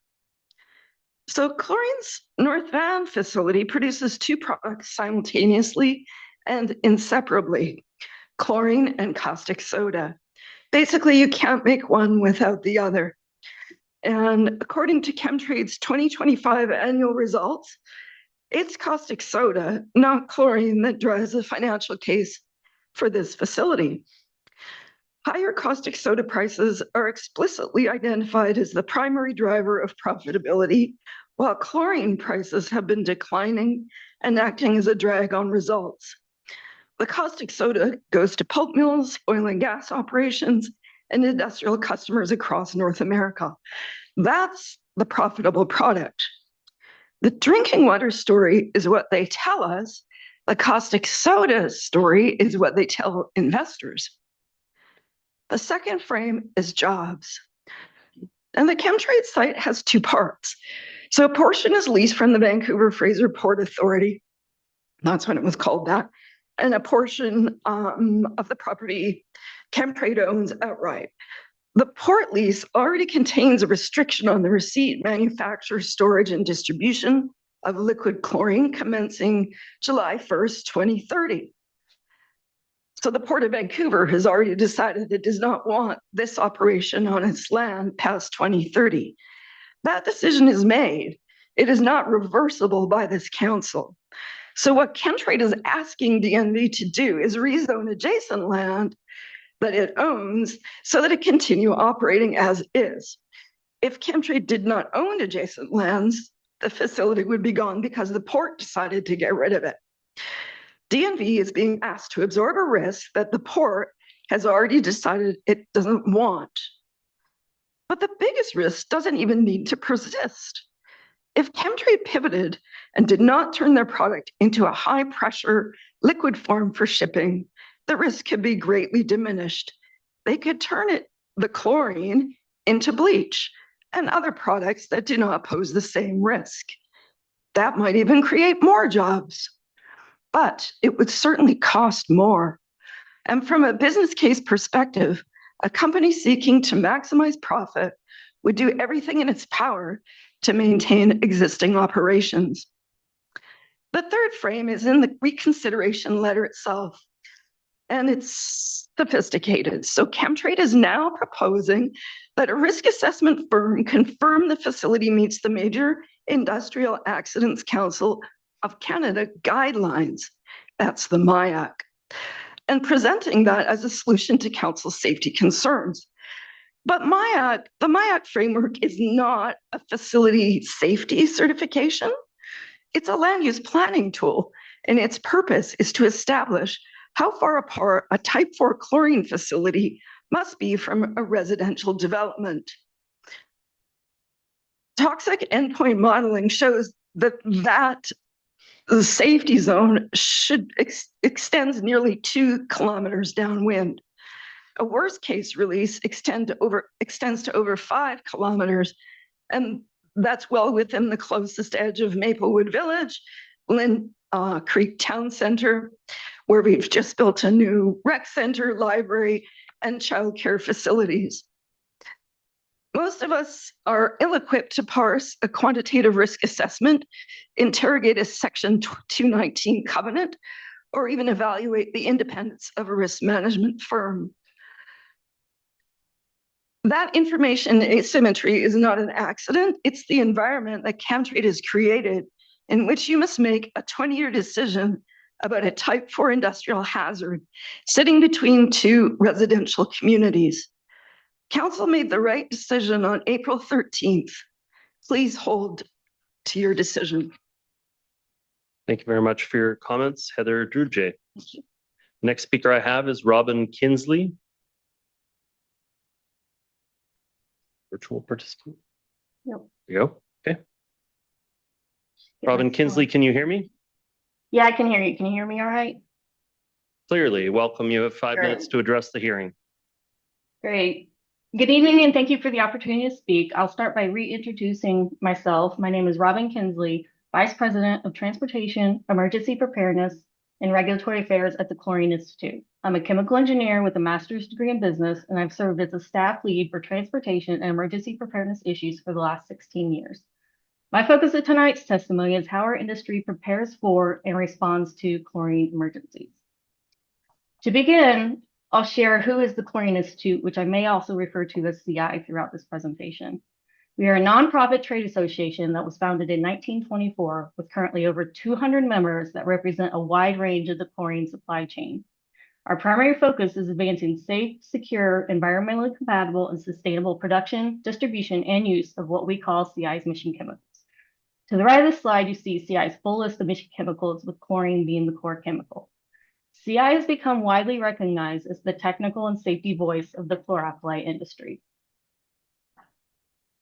Much of CI's chlorine emergency preparedness and response efforts are achieved through CHLOREP, which has been mentioned several times already. This stands for the Chlorine Emergency Plan. CHLOREP was formally established in 1972 as a 24/7 emergency response mutual aid network that provides effective and efficient emergency response through preparedness, prevention, and mitigation of chlorine incidents. The scope of CHLOREP is responding to chlorine emergencies in transportation and at small chlorine user facilities. CHLOREP is supported by 86 CHLOREP teams from 25 member companies that are involved in the handling and shipping of chlorine. The network is also supported by 15 hazmat emergency response contractor companies that CI verifies meet stringent industry requirements for chlorine response capabilities. CI supports CHLOREP by providing annual CHLOREP team training, which is a 40-hour program that includes classroom lectures, hands-on skills practice, and hands-on scenario-based exercises. CI provides additional training every few years in alternating years with advanced CHLOREP training that focuses on skills to mitigate a breached chlorine rail car and 2-day chloride training events in Eastern and Western Canada. This additional training is targeted primarily for chloride contractors, but other interested chloride industry and first responder stakeholders are also invited to participate. How is CLORUP organized? CI organizes the CLORUP network into sectors throughout North America, as you see here in the maps. Each sector has one designated primary CLORUP team with multiple secondary CLORUP teams for additional support. One of the key marks of the CLORUP network operating so successfully is that CLORUP teams will respond to an emergency when called upon, regardless if they are the shipper or the owner of the package. CLORUP response is activated by the predominant North American 24/7 emergency response call centers, Chemtrec, Canutech, and Satique. As I previously mentioned, CLORUP contractors supplement chlorine response needs and are typically called upon if an emergency is in a remote location or if the emergency presents a more complex situation and requires advanced capabilities. CI periodically conducts on-site verifications of these contractors. This slide describes the difference in capabilities between CLORUP Level 2 and Level 3 contractors. In general, Level 2 contractors have the capability of responding to more minor leaks that can typically be mitigated by a chlorine emergency kit. Level 3 contractors have the advanced capabilities of also responding to severely damaged chlorine containers and larger chlorine leaks, which may require field transfers of the chlorine. And as you see on the right-hand side, there are several CLORUP contractors available in Canada's CLORUP Sector F that covers British Columbia and Alberta. CI further supports chlorine emergency preparedness and response by conducting training for first responders under the TransCare umbrella, which stands for Transportation, Community Awareness, and Emergency Response. This is a North American program that provides in-person and virtual hazmat response training, provides other related training and resources, and coordinates the partnership between railroads, chemical producers, and industry trade groups such as CI. Every year, CI offers 4 to 6 in-person events throughout North America. This training is a 1-day, 8-hour course over 2 to 3 days that combines classroom learning and hands-on practice. It is free to attend, with the primary target audience being first responders. CI also provides additional training through virtual webinars. So in summary, CI has established the CLORUP network that provides expert industry chlorine handlers and emergency response contractors to assist with chlorine emergencies. Every year, we provide multiple opportunities for industry and first responders to train on chlorine emergency response. Chlorine emergencies are very rare compared to the volume shipped, but in the rare times they do happen, response assistance is only one phone call away. Thank you. Thank you very much for your presentation, Robin Kinsley. Next speaker I have is Chris Poskett, joining us here in person. Welcome. Hello. When you're comfortable, you have 5 minutes to address the hearing. Thank you. Good evening, Mayor and Council and members of the community. My name is Chris Poskett. I'm the president of Unifor Local 697, and I'm speaking tonight on behalf of the unionized workers at Chemtrade. I work at the site as an operator, so this isn't abstract for me. It's part of my daily life. I'll admit I'm more comfortable in steel-toed boots than sitting here at a microphone. But this matters to our members, our families, and our community. So I appreciate the chance to speak. One thing I hope people understand is this: the workers at Chemtrade are not separate from the community. We are part of it. Our members live across the North Shore and the Lower Mainland. Our kids go to school here. We volunteer, coach sports, and care deeply about the safety and future of the community. This site supports a lot of families, not just those directly employed by Chemtrade. It also supports contractors, tradespeople, maintenance workers, and other skilled professionals throughout the North Shore and Lower Mainland. For many of us, this is more than a job, it's a career. We have people who have dedicated decades to this site, including second and even third generation workers. That kind of history only exists when people take pride in what they do and take responsibility seriously. And responsibility is really what I want to speak to tonight. The products made at our site are critical to everyday life in British Columbia. Chlorine is essential for water treatment. Caustic soda is critical to industries throughout the province. These products are still needed, and they need to be produced safely, responsibly, and by skilled workers. Safety is not just a talking point for us. It's very personal. Our operators train for years before becoming fully qualified. That level of skill is recognized well beyond our site. We've seen outside companies actively try to recruit our members because experienced operators at this level of training and knowledge are not easy to find. We also have CLOREP, our specialized emergency response team. They received advanced training in hazardous materials and rail safety and work closely with first responders. We constantly train, challenge ourselves, and look for ways to improve. And I think there's something else worth remembering. Sometimes when people talk about a facility like ours, it's easy to focus only on the plant itself, the equipment, the processes, and the risks. But behind all of that are the people, skilled workers who take safety seriously, workers who care deeply about doing the work responsibly, workers who live in the community. I hope as you consider this decision, you consider the workers, the families, and the communities connected to this site, and the value of continued investment in safe, responsible industrial operations in North Vancouver. I don't believe the answer is blind approval or blind opposition. I believe it's honest engagement, accountability, and recognizing that workers and residents actually want the same things. At the end of the day, every person I work with wants to go home safely to their family. That's what matters most to us. Thank you for your time. Thank you very much for your comments, Chris Poskett. The next speaker I have is Farshad Farougi, joining us here in person. Welcome. You're comfortable. You have 5 minutes to address the hearing. And I will just say at the beginning of the meeting, we did say that at 9:30, we would be taking a little bit of a break and addressing some council clarifying questions. So this will be the last speaker before we take that little break. Good evening, Mayor and Council. My name is Farshad Farougi. I've been an operator at the Chemtrade North Vancouver facility for 14 years. I'm also one of the CLOREP team leads at this site, and I'm a second generation worker at this site. My father worked here before me. Today, my wife and I are raising our young family right here in the district, only a short distance from this facility. I share that because when I talk about safety, I'm not speaking from a policy or a script. This is personal to me. My family lives here. My neighbors live here. I live here. Safety is at the core. Safety is at the core of everything we do at the plant.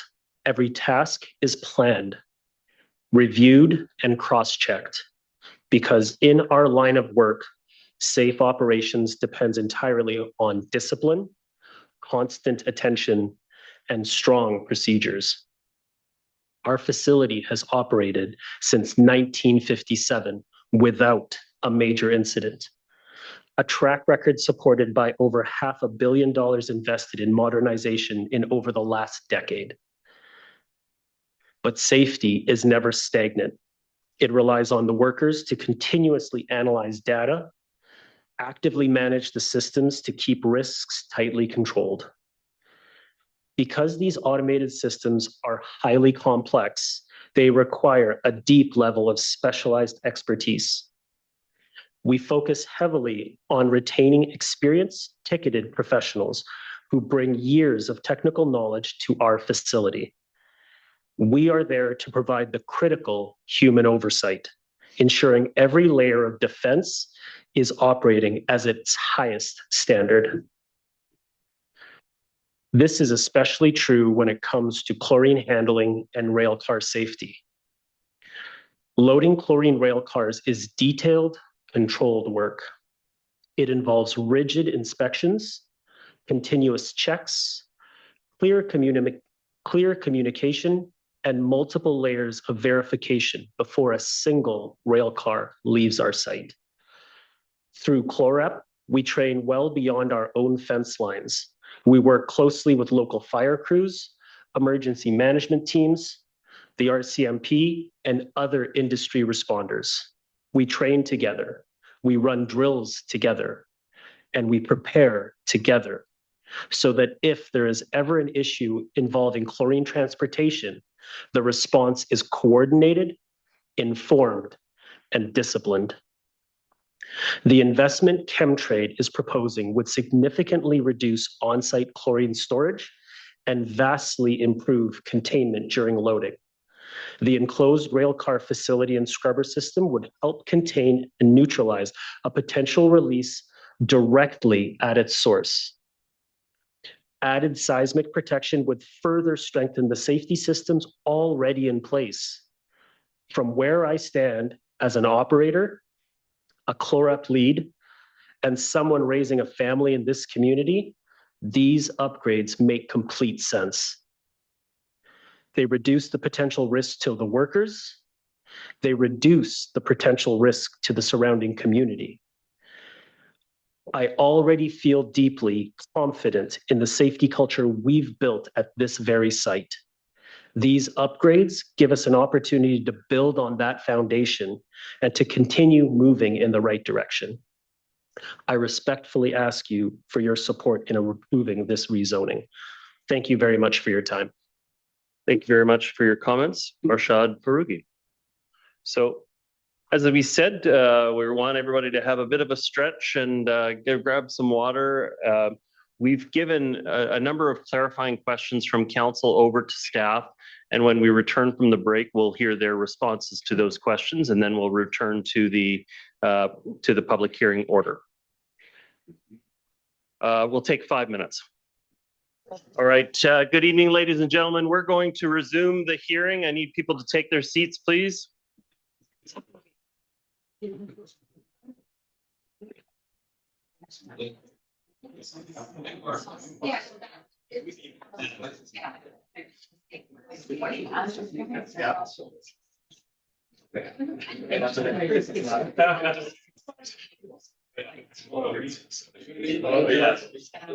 All right, if I could have everybody take their seats. Council? Checking storage now, is that okay? No, get your seat. Save it for your own time, sir.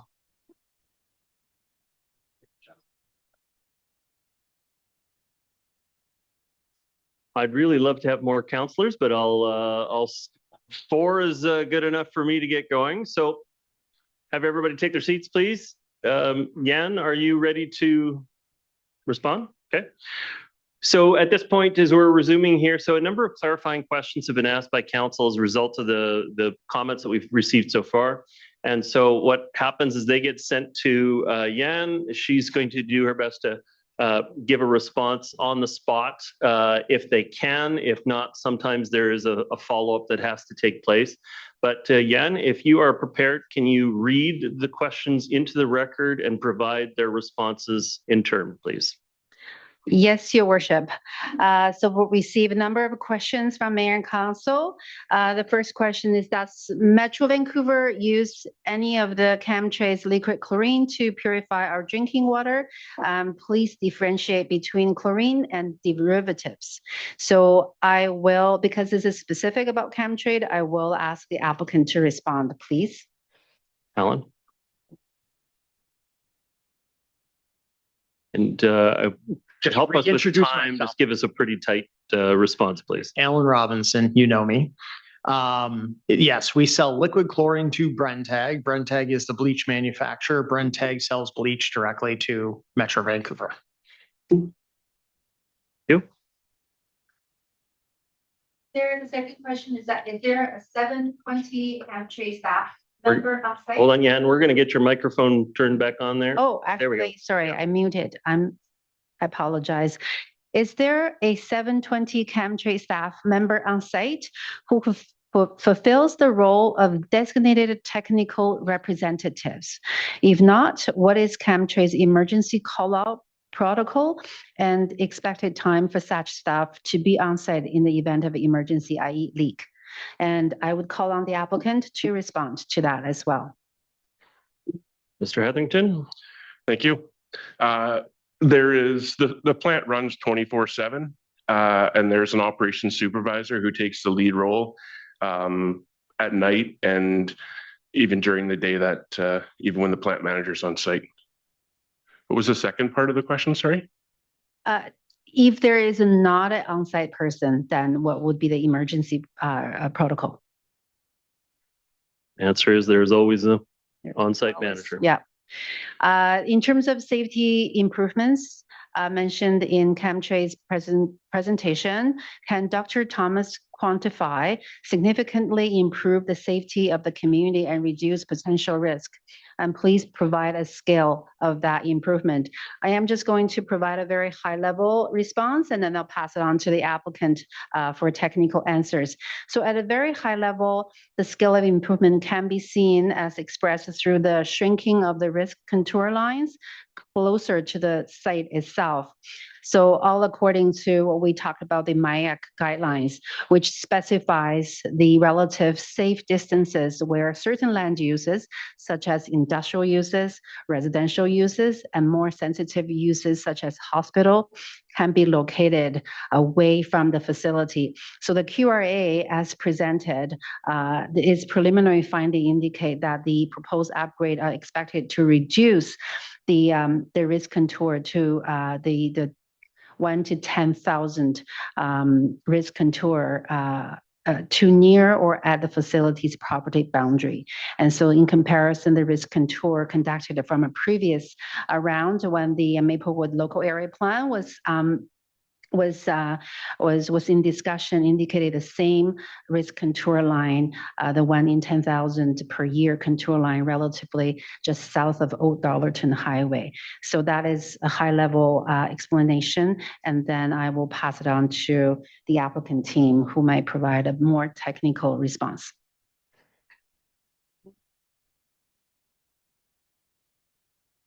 Do you need the question reread, or you're familiar with the question? I think so, yeah. Fareed Ibrahim, I'm one of the process safety engineers at the Chemtrade site. I do have a picture of the 2006 report, the old contours from there. If there's a way to show it, I can do that from here. Otherwise, what it comes down to is that 10 to the -6 contour used to be beyond Dollarton. That's now at the border there on Spicer Road, and that border point there used to be the 10 to the -5 contour. So essentially, in terms of that borderline, we're an order of magnitude improved at that Spicer Road boundary, if that gives a picture from the 2006 improvements to what we're doing today. And are you looking for a different type of answer to that question, Councillor Ma? I am.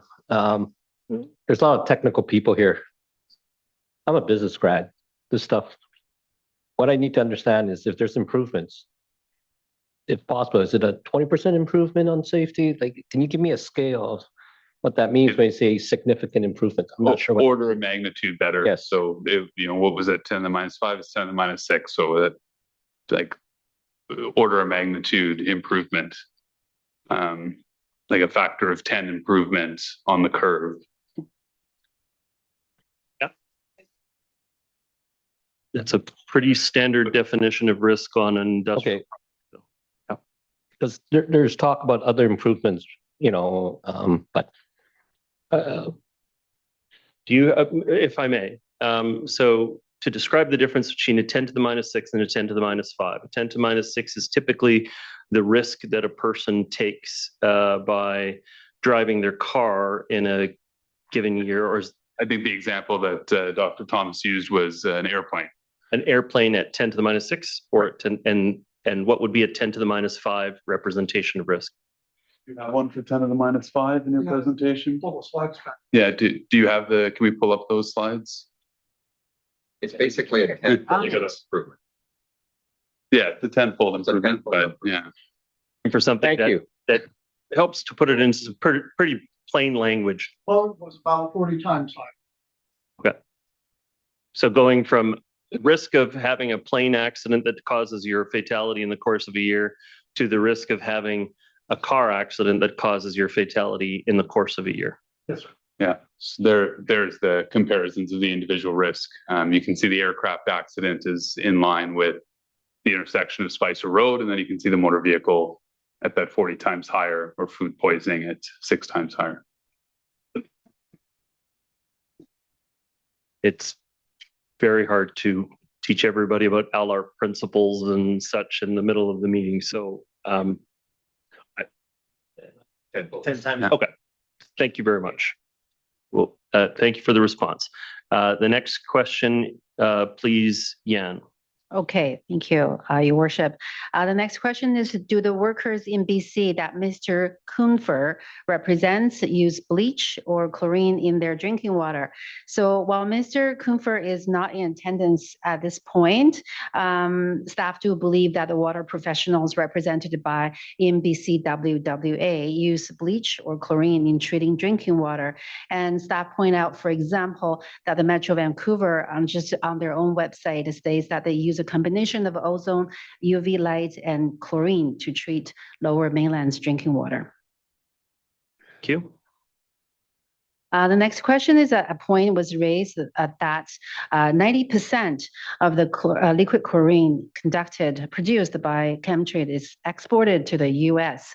The implication is that there is limited value to Canadians.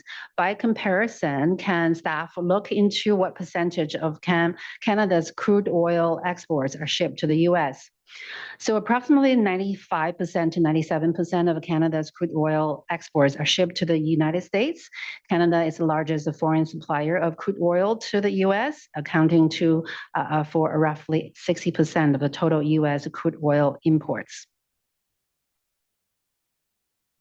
The next question is, do we have any safety analysis of rail transport or the safety of moving the product from plant to other locations by rail?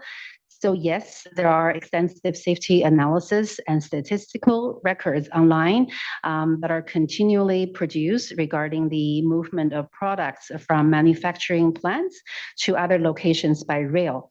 And freight rail is considered to be one of the safest land-based method for transporting large quantity of goods and hazardous materials, with more than 99.99% of shipments reaching their final destination without incident. And then, as we point out, the federal government regulates the movement of goods, including hazardous goods, on the rail system.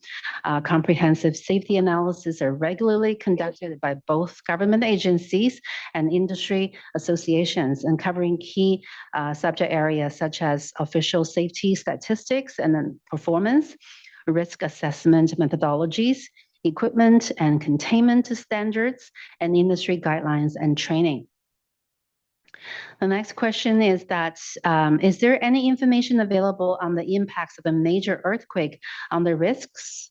And how would a earthquake create the risk of a chlorine leak at the plant or in the transport of the chlorine?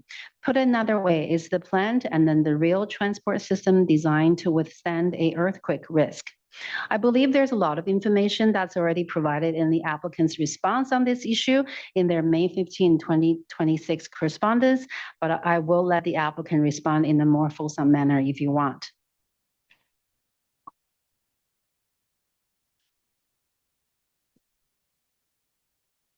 Hold on. Kelly Thomas again. So the facility is to be designed to the British Columbia Building Code. So that is to protect against a 1 in 2,500 year seismic event. It is possible, of course, to have a seismic event with greater ground acceleration at lower frequency. I would say that in addition to the seismic design, they have emergency shutdown valves that will be part of the new designs on the event of a leak to isolate the inventories, as well as for critical piping to have a pipe inside a pipe with an annual region that will be monitored and detect a leak. The next question is that, has there ever been a fatal... Sorry, can we just address, I don't know that the second part of the question, which was addressed, which is what kind of an earthquake impact would be considered for risk within the rail system. I think that was your question. Sorry, on the second part of the question, we did not evaluate the risk of the product on the rails. So I can't, yes. Sorry, as I said, when I spoke the first time, we did not evaluate the risk of the product on the rails. We evaluated the risk of the product in the plant. So I can't address the second point.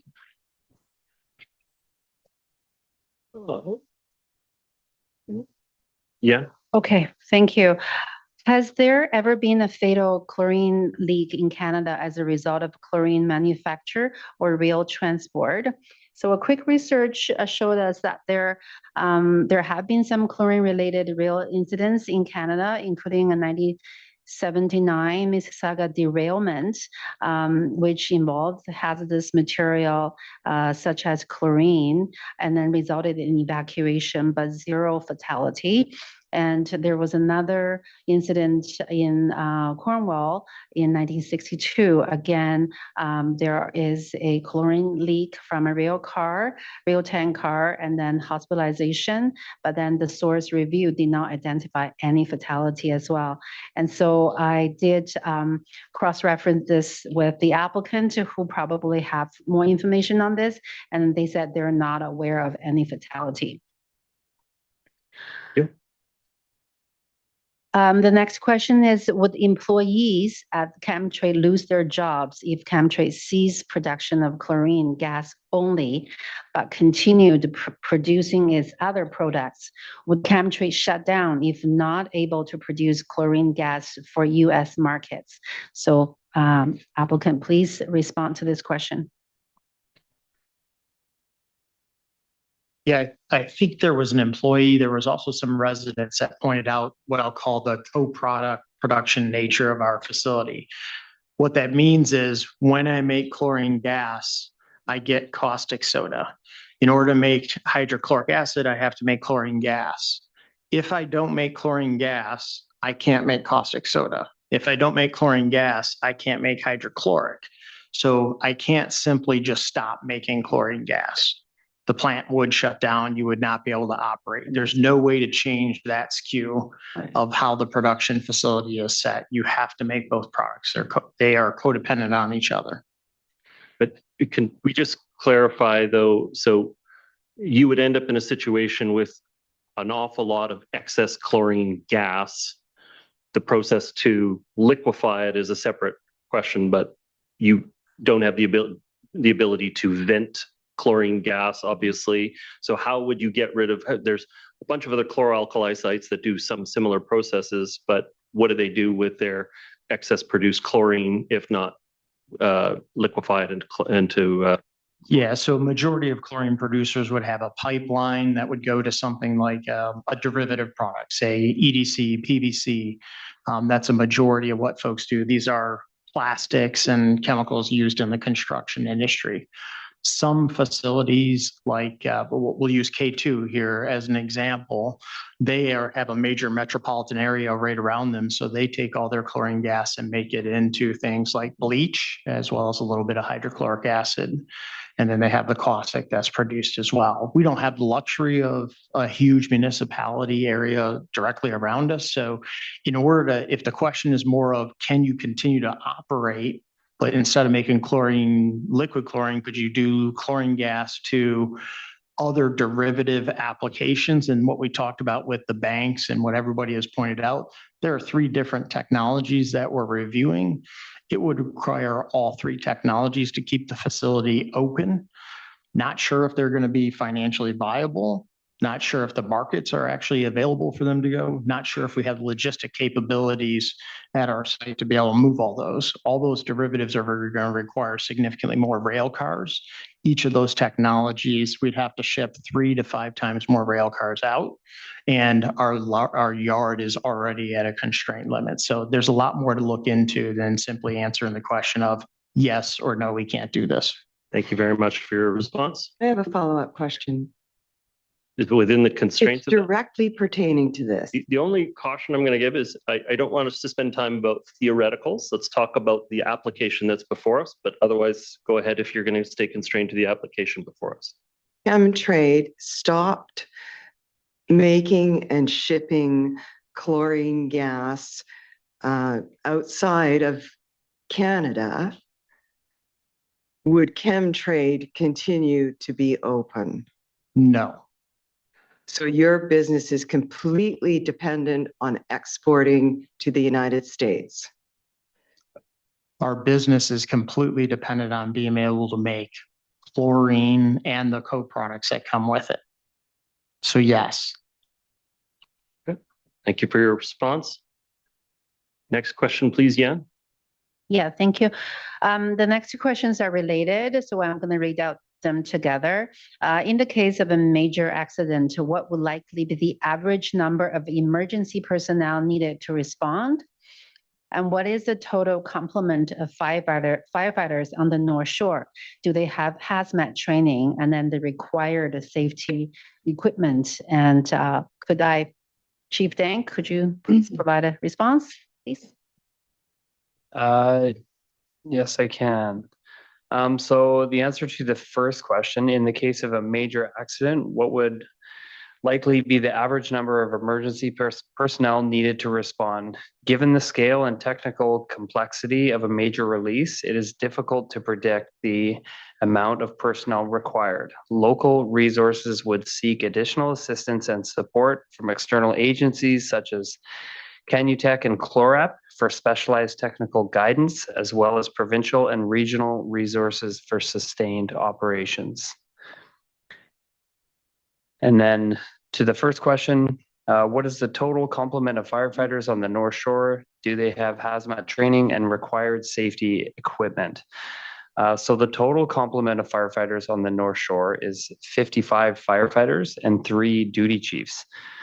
The District of North Vancouver and West Vancouver are hazmat awareness trained, so very limited equipment. North Van City Firefighter or Fire Department has 11 firefighters on duty, along with the duty chief. They're hazmat technician trained, and they have the required equipment. Thank you. Yeah, so next one is a follow-up question to the previous question about the Metro Vancouver drinking water. So if Chemtrade sells chlorine to Brett-Tag, does Brett-Tag then turn it into bleach and then sell to Metro Van for use in purifying water? And in other words, I think Metro Vancouver does not buy any chlorine from Chemtrade. So would the applicant be able to answer that question? I think that's been asked and answered. It was answered. It was asked and answered very specifically tonight. They buy products from Brett-Tag that are created, that Metro Vancouver buys products from Brett-Tag that originated as Chemtrade's materials. But wasn't the question. The question was, does Metro Van buy Chemtrade's chlorine? Metro Vancouver and the buys answer is no. Chlorine Chemtrade bleach products from Chemtrade that originated with Chemtrade. But I'm not talking about originated. And, sorry, what difference does that make? Sorry, just to be clear, I believe they also buy caustic soda to deal with their pH levels in the water system. Is that correct? So they buy both directly from Chemtrade and vicariously through a remanufacturer called Brett-Tag. But they don't buy chlorine gas directly from correct, and they have said that multiple times tonight. Okay, and so Yan Zhang. I have one last question here, which is a follow-up. Does Metro Vancouver use chlorine or bleach or another derivative of chlorine to purify water? I do believe that staff have stated that on Metro Van's website, they said they use chlorine to treat the drinking water as part of their treatment. A follow-up question, please. Actually, on Metro Vancouver's website, it says sodium hydroxide. What is it again? Hypochlorite. Or hydrochloride for that. Chloride is used, and it has chlorine in brackets. So does Metro Van use chlorine in its drinking water to purify our drinking water, or does it use a derivative of chlorine? Mayor Little, I have a response from the general manager of Metro Vancouver's water. And Mr. Milburn has a response first. Mr. Milburn, we always go to staff first. Mr. Milburn. Your Worship, happy to read metrovancouver.org. Again, we can seek clarification from Metro Vancouver as a follow-up. and provide confirmation, but we're just quoting what is on the Metro Vancouver website, which says, as water, and this is titled Treatment Through the System in their water treatment facilities website. It says, as the water flows through the distribution system, the chlorine added during the primary treatment stage gradually breaks down, creating the potential for bacteria. If required, chlorine is added as a secondary disinfectant to preserve water quality as water travels to homes, businesses, and industries. Secondary treatment ensures water continues to meet Health Canada standards as it travels through water mains across the region. So in terms of chlorine versus bleach, we can see confirmation, or I think Councillor Meary says she has a example of a correspondence she's recently had with a manager at Metro Vancouver. Again, staff can follow up with council following the discussion. I think the website is using the term chlorine and chlorine bleach interchangeably. Yes. But Councillor Meary, do you have additional information? So I did ask this at the last hearing, and I received a response from Marilyn Towell, who's a PNG and the General Manager of Water Services. We currently use sodium hypochlorite for our water treatment processes at our 2 water treatment plants, as well as our 8 secondary disinfection stations. Additional information, some local municipalities who receive treated water from Metro Vancouver use sodium hypochlorite in their local rechlorination stations, which are used to boost residual chlorine levels in their water distribution systems. Many non-metro municipalities utilize sodium hypochlorite as part of their treatment processes, both primary treatment and rechlorination, and liquid waste services uses sodium hypochlorite for disinfection of their treated liquid waste prior to discharge to the environment. This is mostly used during the summer months, and I have forwarded that to council. Thank you. Gansang, I believe there's one more question that's been in the queue. Yes. Yeah, there's one more question just received. What would it cost for hazmat equipment? And I'm going to defer that to Chief Danks.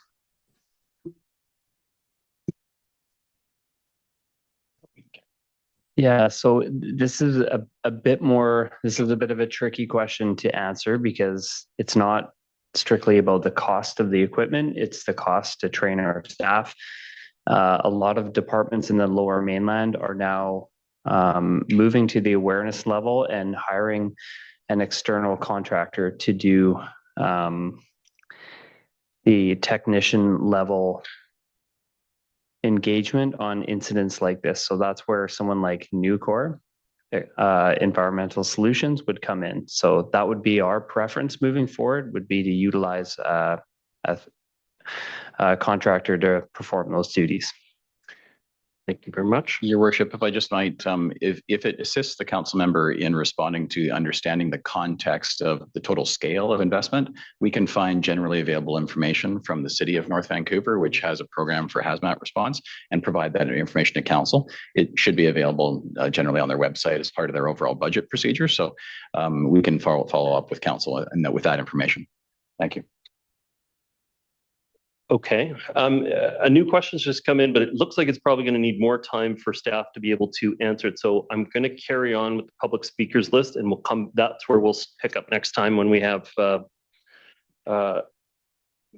when we go back to council's clarifying questions. So I'm going to return back to the public speakers list. The next speaker I have is Henry Ward. Is Henry Ward joining us in person or virtual?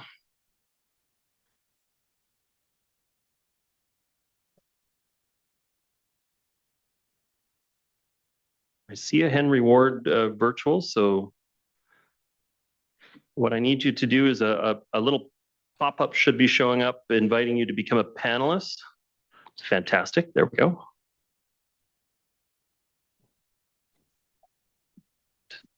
Can you hear me? Yes, welcome. We can hear you clearly. You have 5 minutes to address the hearing. Thank you. I did have slides for my presentation, which were submitted previously. I don't plan to use them just to help speed things along. Good evening, Mayor Little and members of the council. My name is Henry Ward. I'm retired with 41 years of experience in the chemical industry. Most significantly, I was the Global Director for Supply Chain, Safety, Security, and Sustainability for the Dow Chemical Company. Tonight, I will talk about the Next Generation Rail Tank Car project, a project that I led for Dow during the 4-year period from 2006 through 2009. The Next Generation Rail Tank Car project was a joint project of the Dow Chemical Company, Union Tank Car Company, and Union Pacific Railroad. It was conducted with heavy involvement from and close coordination with Transport Canada and the Departments of Transportation, Homeland Security, and Defense. Just hang on a minute. There, you can see me finally. As well as a long list of chemical, railroad, rail equipment supplier, and first responder organizations. The drivers for the project were safety and security in response to the Graniteville, South Carolina tragedy, and the awareness that terrorist groups in Iraq were trying to find ways to use chlorine as a weapon of mass destruction. The project provided the foundation for the new chlorine tank car design, the improved operating and maintenance practices that are in place for chlorine shippers and rail carriers today, and the improved emergency preparedness measures that have evolved over the past 2 decades. As part of the project, we looked at potential safety and security threat scenarios that could result in the release of chlorine from a rail tank car, and we evaluated a wide range of options to mitigate the potential of those releases. The evaluations involved lab testing and analysis of various materials of construction and full-scale field testing and modeling that focused on the most serious accident scenarios and potential acts of terrorism. The field evaluation of accident scenarios was conducted under the leadership of the U.S. Federal Railroad Administration at their Transportation Technology Center in Pueblo, Colorado. We focused on the ability of various tank car designs to survive puncture and rollover threats in an accident. The field evaluation of security threat scenarios was conducted under the leadership of the U.S. Department of Homeland Security, utilizing the expertise and facilities at the U.S. Navy Surface Warfare Center in Indian Head, Maryland, and the U.S. Army Proving Ground in Aberdeen, Maryland. We looked at various security threats, including the use of improvised explosive devices, vehicle-borne improvised explosive devices, track sabotage causing derailment, and the use of various high-powered rifles, including the .50 caliber sniper rifle. Based on the results of this work, the project team was able to identify promising tank car designs, materials of construction, and additional design and operating enhancements that could greatly improve the protection for the safe and secure rail transportation of chlorine. It ultimately led the project team to focus on 2 potential options. First was an innovative tank within a tank design, similar in concept to the double hull construction used on some ocean tankers to provide additional safety protection from collisions. The second was an enhanced DOT 105J 600W rail tank car design, providing a stronger, thicker, normalized steel tank, special full head shields, and stronger top valve and fitting protection for potential rollovers. Both of these options were built, road tested, and exhaustively evaluated.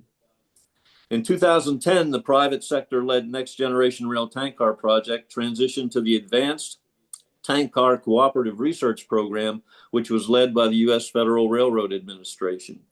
That program built on the foundation established by the Next Generation Rail Tank Car project and continued that work through 2016. It ultimately established the basis for government rulemaking to require adoption of the enhanced DOT 105J 600W design as the chlorine rail tank car of the future. There were no design features or materials of construction that were identified during the 11 years of study that could yield a greater level of reliable, long-term performance than the enhanced DOT 105J 600W tank car design. Chlorine rail transportation is extremely safe and secure.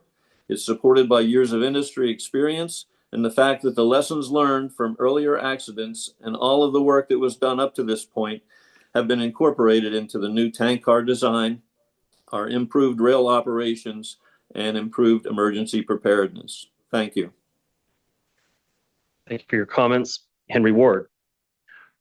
Now call on Susie Chant. And just while Susie's coming down,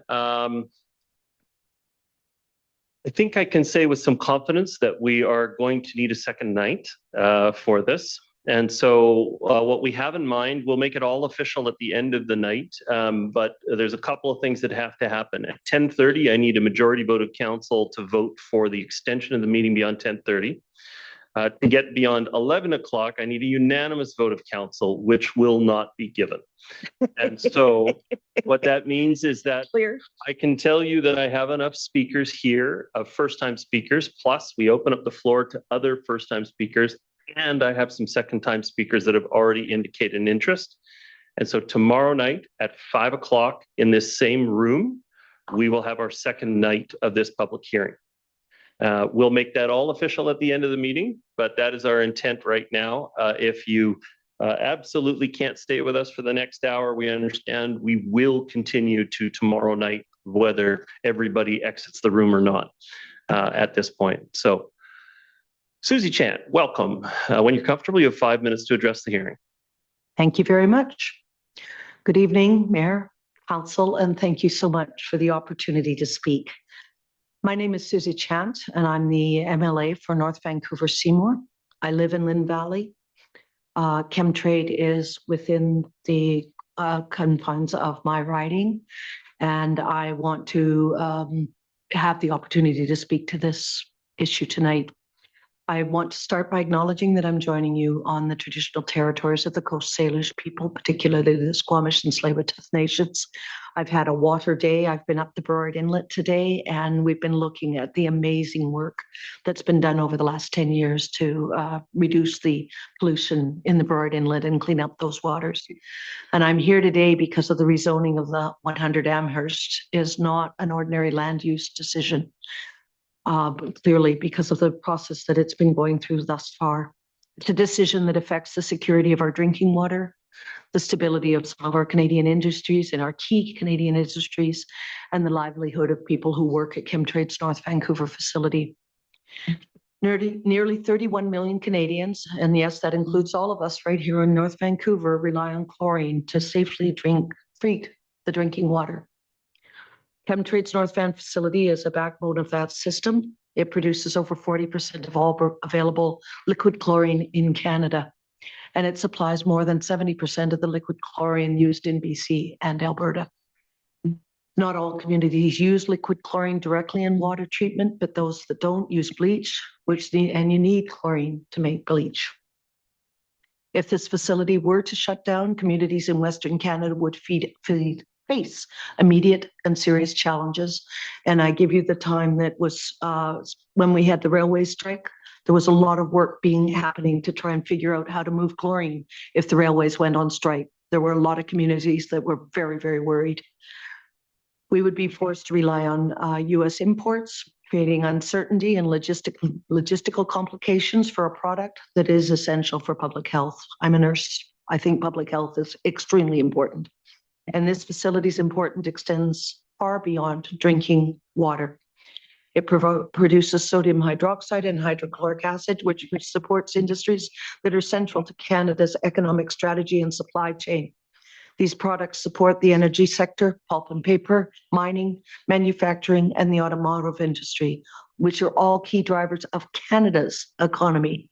In addition to the profound risk to public health and the economy that would result from rejection of this application, I also want to speak to this facility's impeccable record as an establishment on the North Shore. It has operated safely on the site since 1957 with no major incidents. And since 2010, it has invested over $500 million to modernize operations and improve safety and reliability. And they are prepared to invest tens of millions of dollars more in advanced safety and risk reduction products. These improvements will significantly reduce on-site risk and virtually eliminate it in the surrounding community.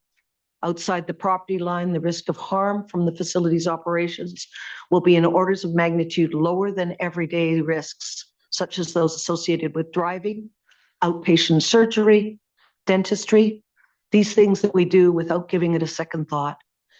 Chemtrade is also an important employer in our community.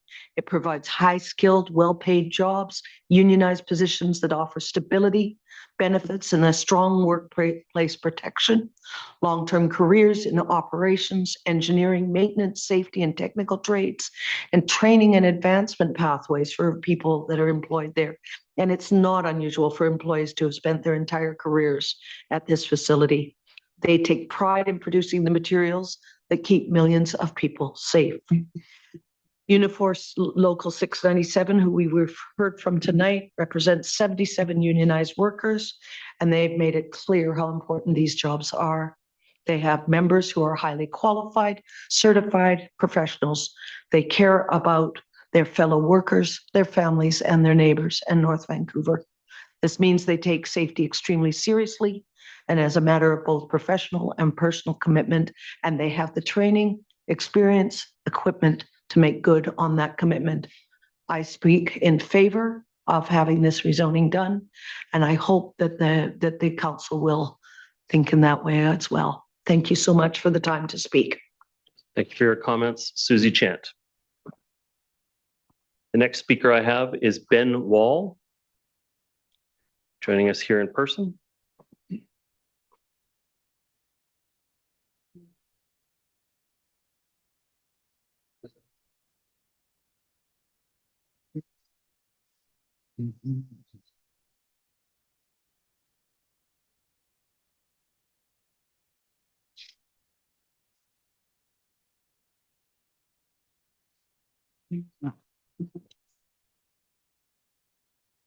Okay, thank you, Council, and thank you, Mayor, for having me. I'm here, Ben Wall, as a hydrotechnical engineer, and I was part of the flood hazard study for Chemtrade's rezoning application.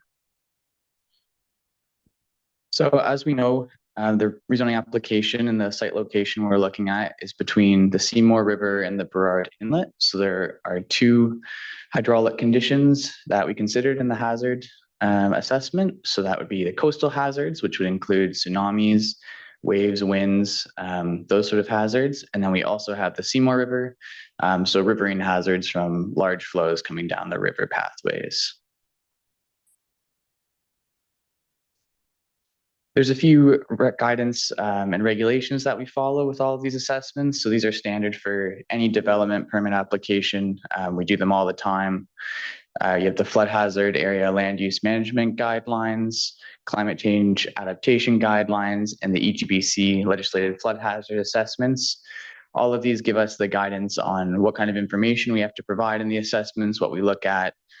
Depending on the classification of the site, we'll go do site assessments and site visits in person. We'll do hydraulic modeling and assess geomorphological features as well. On top of this, we have district requirements that we look at. So the requirements within the official community plan that we adhere to. There's also the creek hazard development permanent area requirements as well for this site in particular. So an overview of what we usually provide in these studies, the main outcome that we give to our clients is the flood construction level. So this is the legislated minimum height that you have to build homes and infrastructure to. We look at a 1 in 200 year design flood, and we look at that in particular, what it would look like in 2100. So we're taking into account climate change and future scenarios. On top of that, we add an uncertainty and safety allowance, which is called freeboard. In this case, we have two hazards that we're combining. So we're looking at the river flood hazard from the Seymour River. So that would be an extreme river flood coming down. We add climate change on top of that. We add that safety allowance called freeboard. We also assess the coastal hazards. So that's extreme water levels from tide, storm surge, wind setups. And then we're also looking at sea level rise and what sea level rise would look like in the future in particular. We look at wave effects, and then we also add that freeboard safety allowance on top of that as well. So the final FCLs that we recommend across the site that Chemtrade would build their equipment to is the maximum of these two. So of course, like all the other engineers here have said, everything's about risk mitigation and risk reduction. So we have the flood construction levels. That's the minimum elevations that things have to be built to withstand any major flooding that might occur either from the coast or the river. We also recommend and review material containment precautions for any sort of flooding through the site as well. And we also review the emergency response plans in the case of a major flood to make sure that both the chemicals are well contained, but also that people are safe in this scenario. Thank you for your time. Thank you very much for your comments.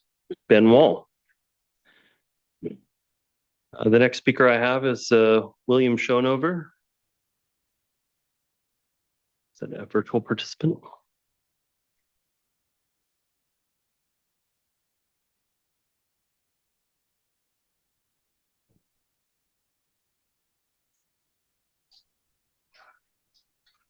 William, can you hear me? I can, sir. I'm going to ask you to speak up nice and directly into your microphone. You're coming in a little bit soft, but welcome. You have 5 minutes to address the public hearing. Good evening, Your Worship and members of council. Thank you for the opportunity to present tonight. My name is William Schoonover. I recently retired after a 44-year public service career with the U.S. Department of Transportation. During that time, I served in 3 agencies, including the U.S. Coast Guard, the Federal Railroad Administration, and lastly, the Pipeline and Hazardous Material Safety Administration. During the last 9 years, I served as the Associate Administrator for Hazardous Material Safety. In that position, I was the senior career official overseeing the safe transportation of dangerous goods in all modes of transportation, including the more than 1.9 million annual shipments by rail. Tonight, I will talk about the regulatory actions the government has taken to improve the tank cars used to transport toxic by inhalation materials like chlorine, also called TIH materials, in railroad transport.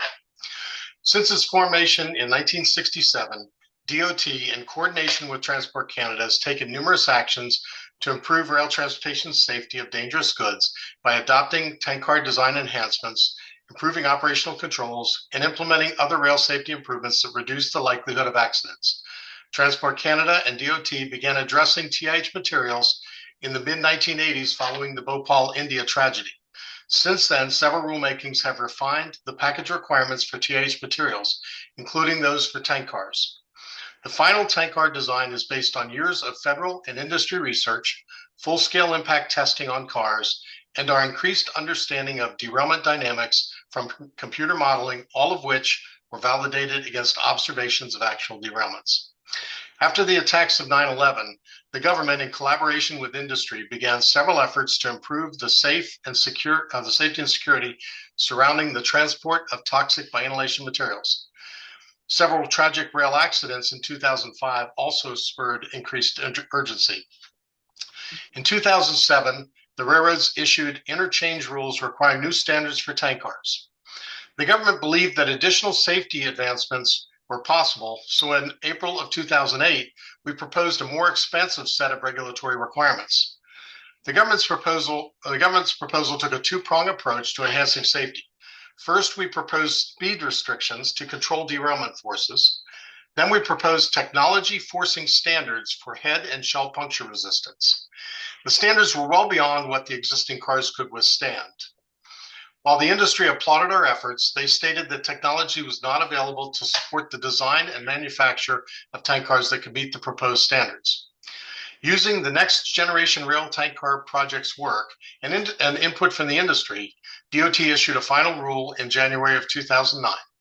This rule established an interim design standard for TIH tank cars, and the change required the cars built after March of 2009 have better steels that provided more impact resistance, thicker tank shells and heads, and top fitting protection that increased rollover survivability. We adopted the interim standard with a belief that the ongoing research would provide the government and industry with a final design that was better than anything presently available. To address operational risk, the rule imposed a 50-mile-per-hour maximum allowable operating speed for all loaded TIH trains. Lower train speeds mean lower impact speeds if an accident were to occur. As one of the principal authors of the rulemaking, I worked closely with my colleagues at Transport Canada to ensure they were consulted had access to all data and analytics, and had a voice in the changes. I also served as a member of the Canadian General Standards Board Committee on Tank Car Tanks and participating in revising the standard to implement a similar approach for tank car design in Canada. After the final rule was published and the interim specification was adopted, research by the Advanced Tank Car Collaborative Research Program, the successor to the Next Gen project, demonstrated that the interim specification provided significant safety improvements over legacy designs and that no other feasible option was available. The scientific support for making the interim specification permanent was overwhelming. And as a result, in December of 2020, DOT issued another final rule revising the regulation to make the interim rail tank car specification the final specification for the transport of TH materials, and to prohibit the use of tank cars with shells or heads containing non-normalized steel for transport of TH materials by rail. These efforts codified similar actions already taken by our colleagues in Transport Canada in March of 2019. In closing, the zero accident release safety record that we've observed across North America, combined with the ongoing research of tank cars, continues to demonstrate that DOT and Transport Canada, in concert with the industry, have the right tank car and operational standards in place to protect communities. Thank you, Your Worship. These conclude my remarks. Thank you very much for your comments, William Schoonover. The next speaker I have, actually, just before I do, Council, I do need to extend the meeting beyond 10:30. It's moved by Councilor Murray, second by Councilor Mott. Prepared to call the question. All in favor? Contrary-minded, motion is carried, and so we will extend the meeting beyond 10:30. And I'll have to ask again at 11. And since I won't vote for the extension, and it requires unanimous consent, it won't go beyond 11. Okay. So next we have Payam Farabaksh joining us here in person. Welcome. When you're comfortable, you have 5 minutes to address the hearing.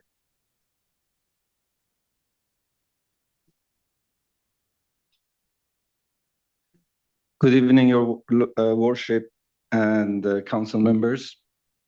My name is Payam Farabaksh. I want to thank you for this opportunity. I graduated from UBC Faculty of Applied Science over 3 decades ago, as we know it better from engineering school. I have been in the field of mechanical engineering, plant engineering, industrial engineering for over 3 decades. I also happen to be an employee of Chemtrade. I've been an employee of Chemtrade for 5 years, 1 month, and 18 days, but who is counting? In fact, I manage the maintenance department. I'm in charge of equipment maintenance and reliability. I want to be clear that my employer hasn't asked me to come here. Nobody has written this by myself. I didn't even get help from ChatGPT to write this. This comes from the heart. I sat through some sessions previous to tonight and listened to what people had to say, and I felt very strongly that I needed to come and speak. And I felt that that our plant existence was jeopardized because some of the misconceptions that were portrayed here. When I was listening to those conversations, at times I got insulted, at times I got very upset, but my blood was boiling. I had to wait for this opportunity to hopefully set the record straight. Before I get to that, though, I want to let everyone know that I've worked in 6 different industrial plants, all of them heavy industries. In the 30-some years that I've practiced, about half of that has been, in fact, in North Vancouver at the water strip, where we know where all the heavy industries are. So I would like to think that I'm a good judge of organizations and how industrial practices are taking place. I also want to say that I don't only work in North Vancouver. I also live here. I live a few blocks from here, in fact. I live in this community. I shop here. I pay my taxes here, my property taxes. That's probably not a good time to discuss that. I take it. Thank you. You can call the mayor. I want to say that the Chemtrade plant in North Vancouver employs some of the most intelligent and highly educated and skilled people I've ever had the privilege of working alongside. Okay, and some of them came up tonight and spoke with you. Because of that, and because I see day to day what is happening, I feel very safe for myself, my family, for our neighbors, and for our employees, and for the community. In fact, if we didn't operate in this safe, responsible manner, I wouldn't continue my employment with Chemtrade. I wouldn't sign on the papers that I sign every day. Generally speaking, I think that we feel scared about things that we are insecure about, and we are insecure about things that we don't understand. I think this is no different. I would like to invite all of you and the members of the public to come learn about this plant, about us, and about our process. I want them to come and see how we deal and identify, we rate and mitigate our operational challenges. And come to see for yourself how we go out of our ways to do the right thing and the safe thing every day. I feel that if you dismiss us because you don't understand, you know, we have a great thing that we might lose, and that upsets me. I want to point out that by 2030, the chances are that I'm retired. I'm not seeking continuous employment. So this has, for me, that's not, you know, I don't gain anything from this, but I feel very strongly about it. But many of our employees' livelihoods depend on this plant's operation, and so does a small portion of our communities and our country's independence, in fact. I'm very, very confident that once you understand about the plant and its operation and how we work, you would agree this plant is safe, viable, and in fact has a brilliant future. This plant employs about over 120 people. These are very well-paying jobs that meet and exceed Canadian standards of life and values, especially in times when the world's slipping deeper into further ambiguity and volatility. Right. I thank you for your time. Thank you, Mr. Farbach. Thank you. The next speaker I have is virtual participant James Rader.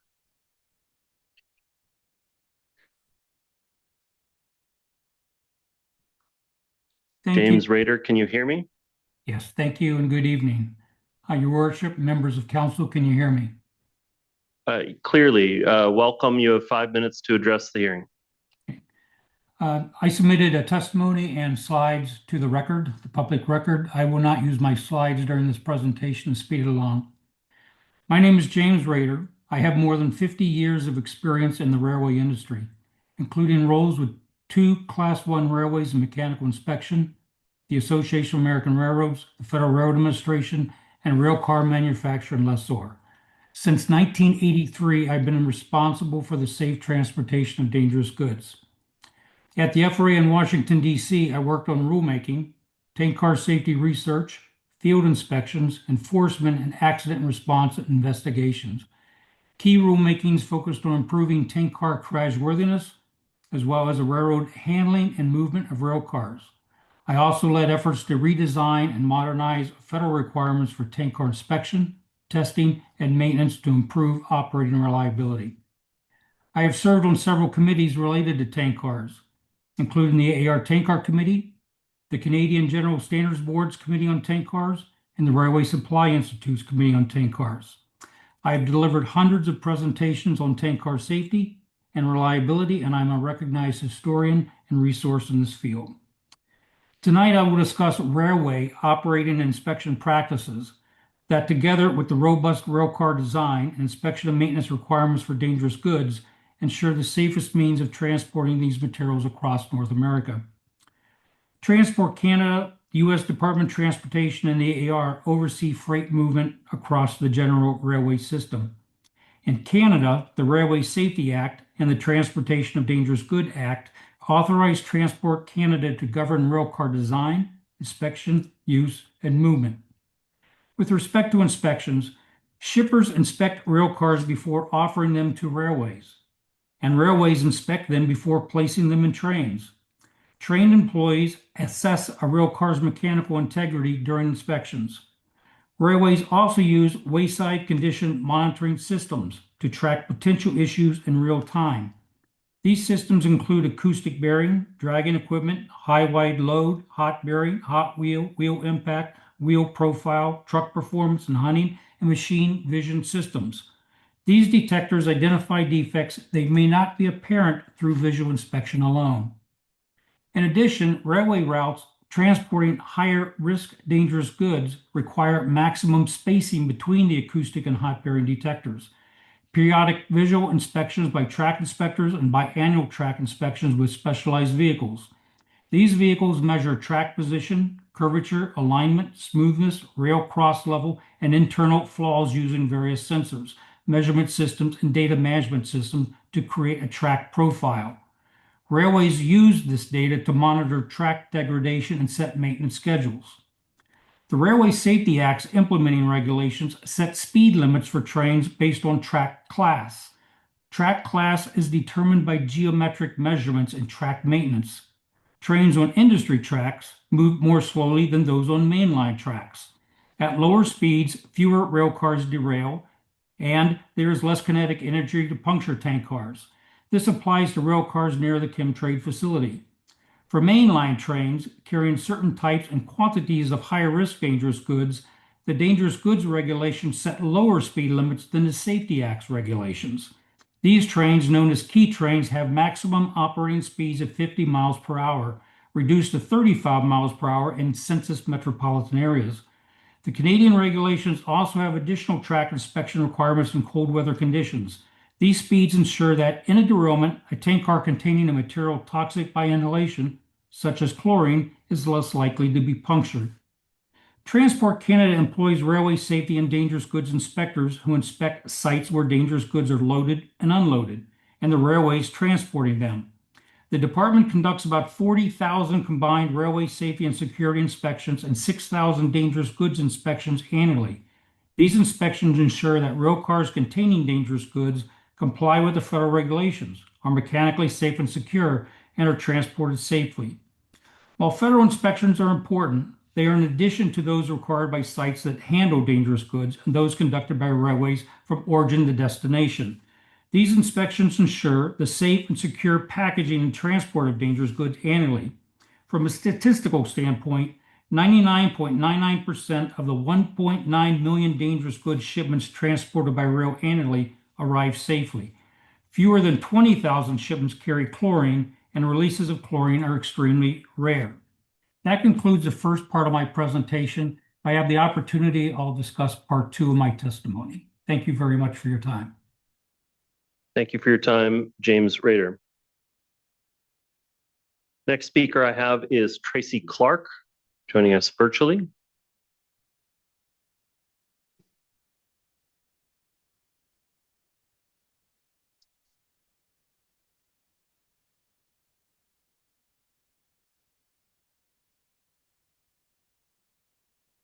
I'm sorry, are you there?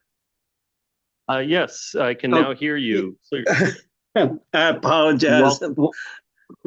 Welcome. You have 5 minutes to address the hearing. Yes, thank you, Mayor.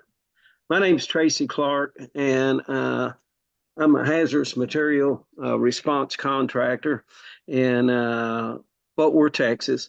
And I've been with the working with the Chlorine Institute and its membership of producers and repackagers and so on and so forth for about 25 years now, but I've been in the business for 45 years. And with that, we're a member of the Chlorine Institute, like an associate member for contractors. And the level 3 status that we have is they have given their stamp approval that we are capable of responding to anything from a breached tank car to maybe possibly a valve that is leaking on a tank car. There are two other companies with that verification that they have, and it's not just the Institute that does that, it's their actual members. And Miss Kinsley had talked about that earlier. And so those members are people that are organizations that make chlorine, repackage, and so on and so forth. So with that, there is a cadre of us that train with all of these companies from time to time. I've got to say that in the chloralkali business, I've seen some of the most dedicated people that there is. So their plants are spotless, their maintenance is impeccable, and they take it seriously to keep their processes going and safe. Along with that, they do mutual aid to others in the same business. Many times it could be their competitors that they're helping out on that. So it's a very tight-knit community and take it very seriously. I've done training at the Chemtrade plant there in you all's town before, and I've got to say those people there are the most committed and helpful individuals as far as giving their time and their total dedication, not only to their profession of making chlorine and chloralkali products, but to their fellow neighbors and things like that. And it's kind of that way in all of the chloralkali producers and folks that work like that. They all take it very seriously. And the maintenance on those facilities are always kept up and going very well as well. What Mr. Ward had delivered the message on earlier regarding the tank cars. We see tank cars and derailments that are banged up really bad. If it's a chlorine car, we've seen those things take damage and still not leak any product at all. So they are really built with like Mr. Ward was saying earlier, there's been a lot of technology put into that to make that safe for shipping and so on and so forth like that. So with that, there was discussion about that plant. If it was to shut down, what would that do with the community or what have you? I can tell you, if they had to quit making chlorine and just maybe ship out sodium hydroxide or bleach, the rail car traffic would be tremendously increased. A little bit of chlorine will make a lot of bleach. So that's something to take in consideration on that. With that, that's all I've got, and I'll give some time back. And I appreciate your time, Mayor and council folks. Thank you for your comments, Tracy Clark. Next, I have Griff Marshall joining us here in person.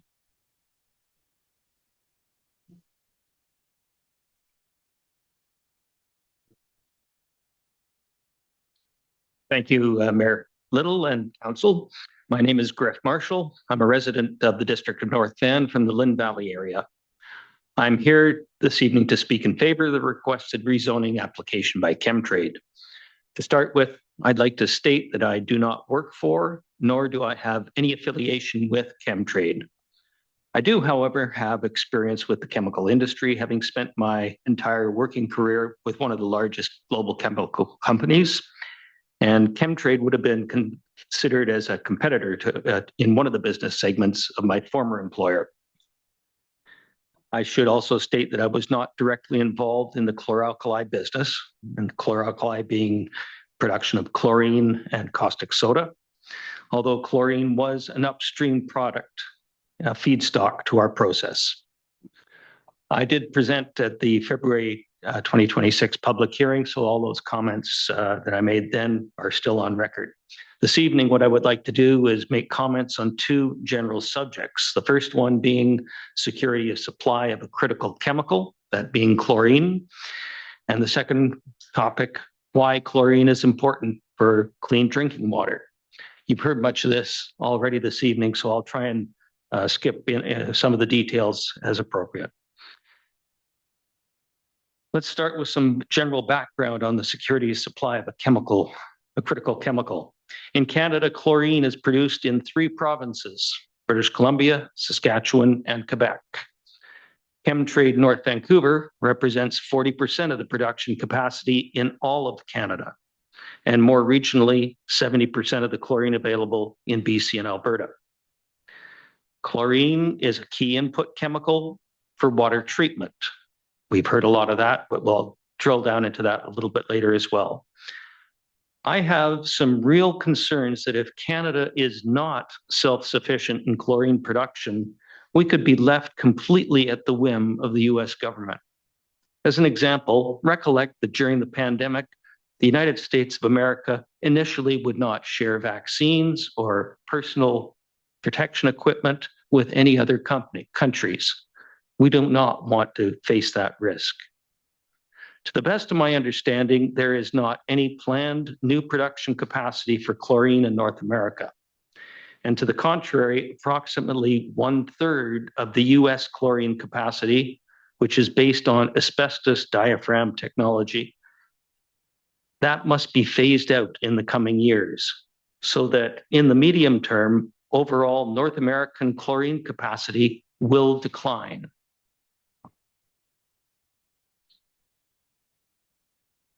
And for the record, Chemtrade itself uses the most current membrane technology to manufacture chlorine, so they're not going to be subject to that phasing out. Bottom line, security of supply. Second topic is chlorine and water treatment, and we've talked about this at length this evening.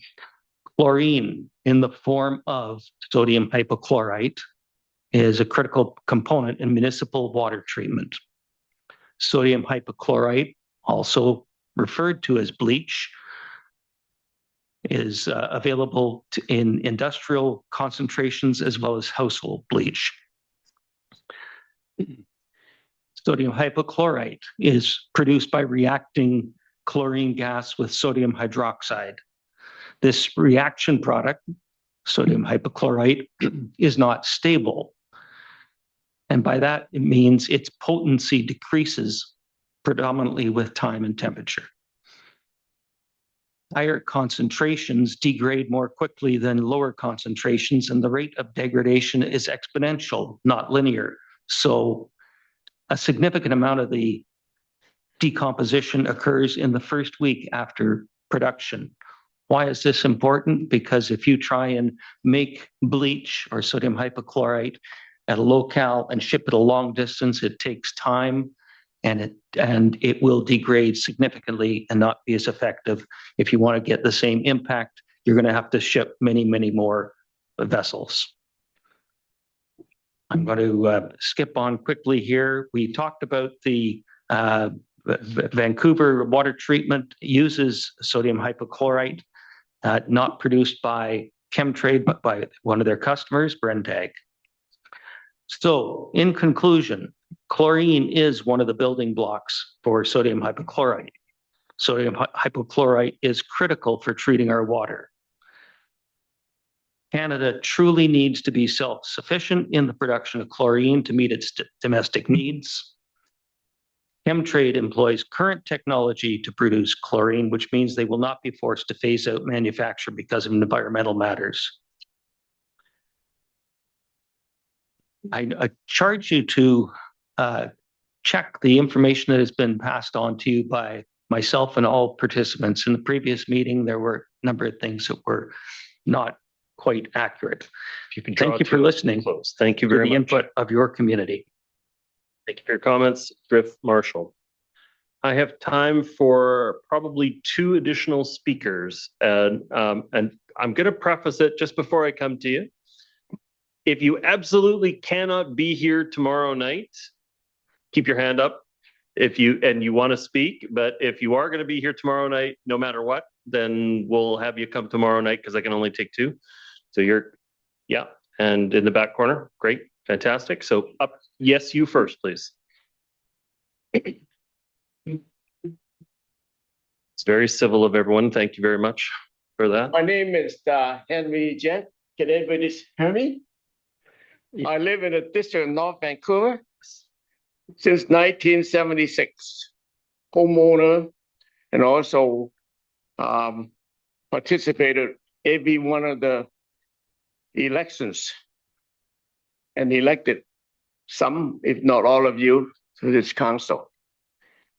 And I currently live on Darlington area, east of Cape Park. My 4 children all grown up in that area, all graduated from Seacove and Sherwood Park. I'm a member of the Association of Professional Engineer and Geoscientists of BC since 1979. Oh, by the way, I was here during the first presentation. I feel compelled that I got to come again to speak out. You're welcome. I won't take you more than 4 minutes, okay? I worked in the chemical plant from 1974 until 2005, and I retired. I was a chemical engineer, maintenance engineer, a project engineer, and eventually staff engineer. I participated almost all, if not, and some, if not all, the projects during my tenure on project on modernization, expansion, and then also seismic improvements, and also technology transfer. So I practically involved or participated. So I know the plant operation well, than more than most of the people. And during my time in the, I was employed by the chemical plant. I don't know there was any major incidents that happened with chlorine that had actually impacted outside the community or out of our plant boundary.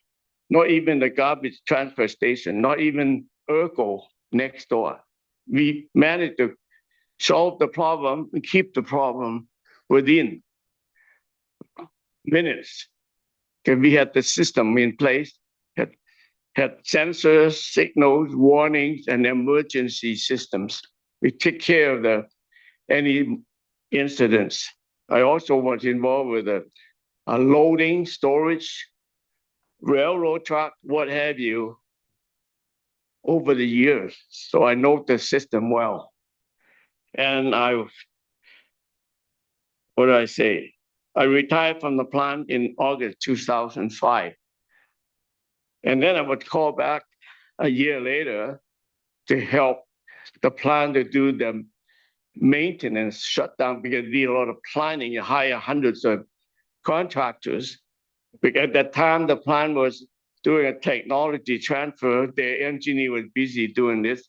So I was there to help out the plant to shut down, hire a contractor and consultant, and get the plant running again and make sure it's safe and reliable. And I'm proud of my record. And I still have lunch with the old employees. They all live in North Vancouver in the Golden Pearl.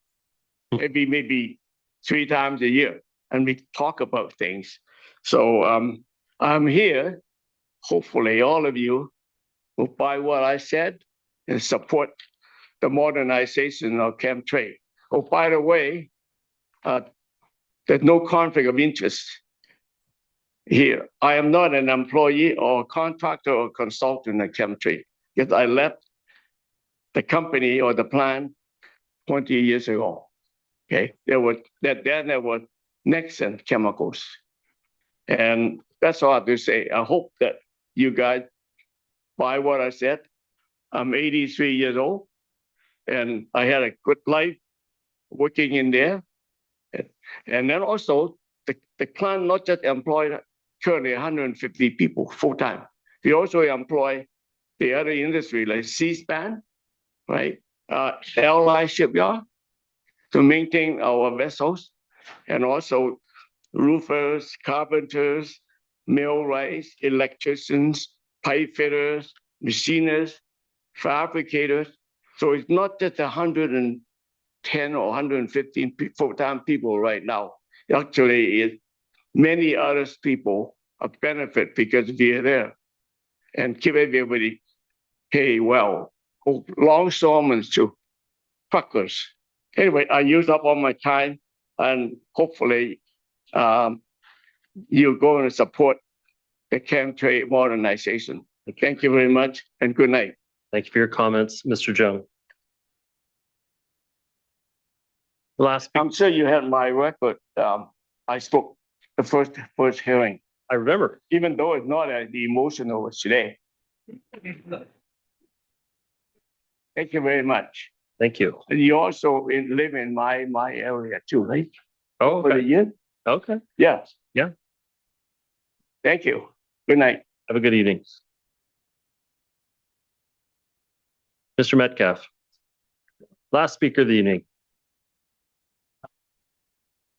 You got that right.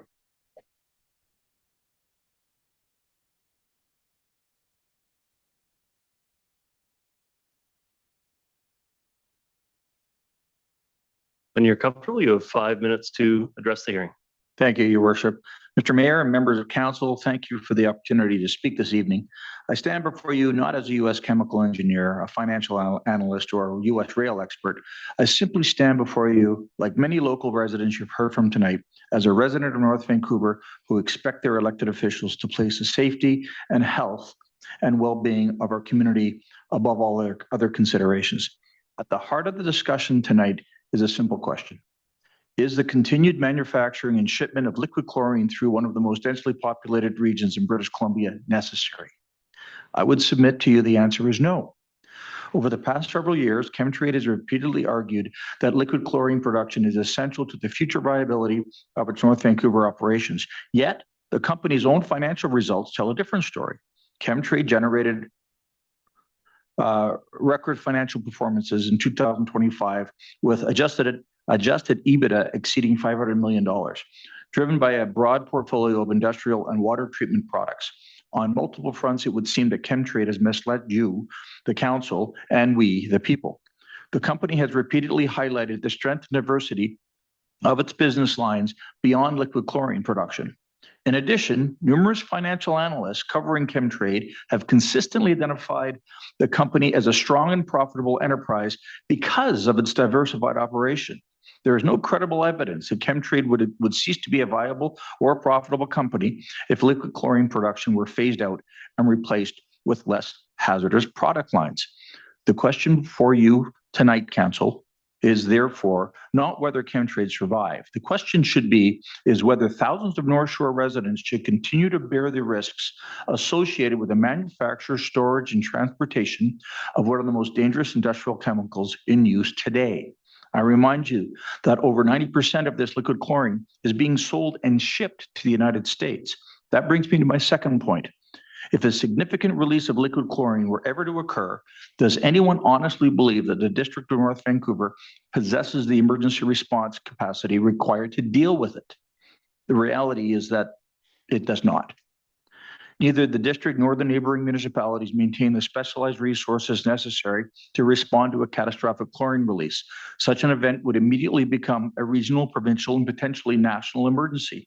Please ask yourself how many millions of dollars would be needed to bring the North Shore emergency response up to the standard that it could actually respond to a potential disaster.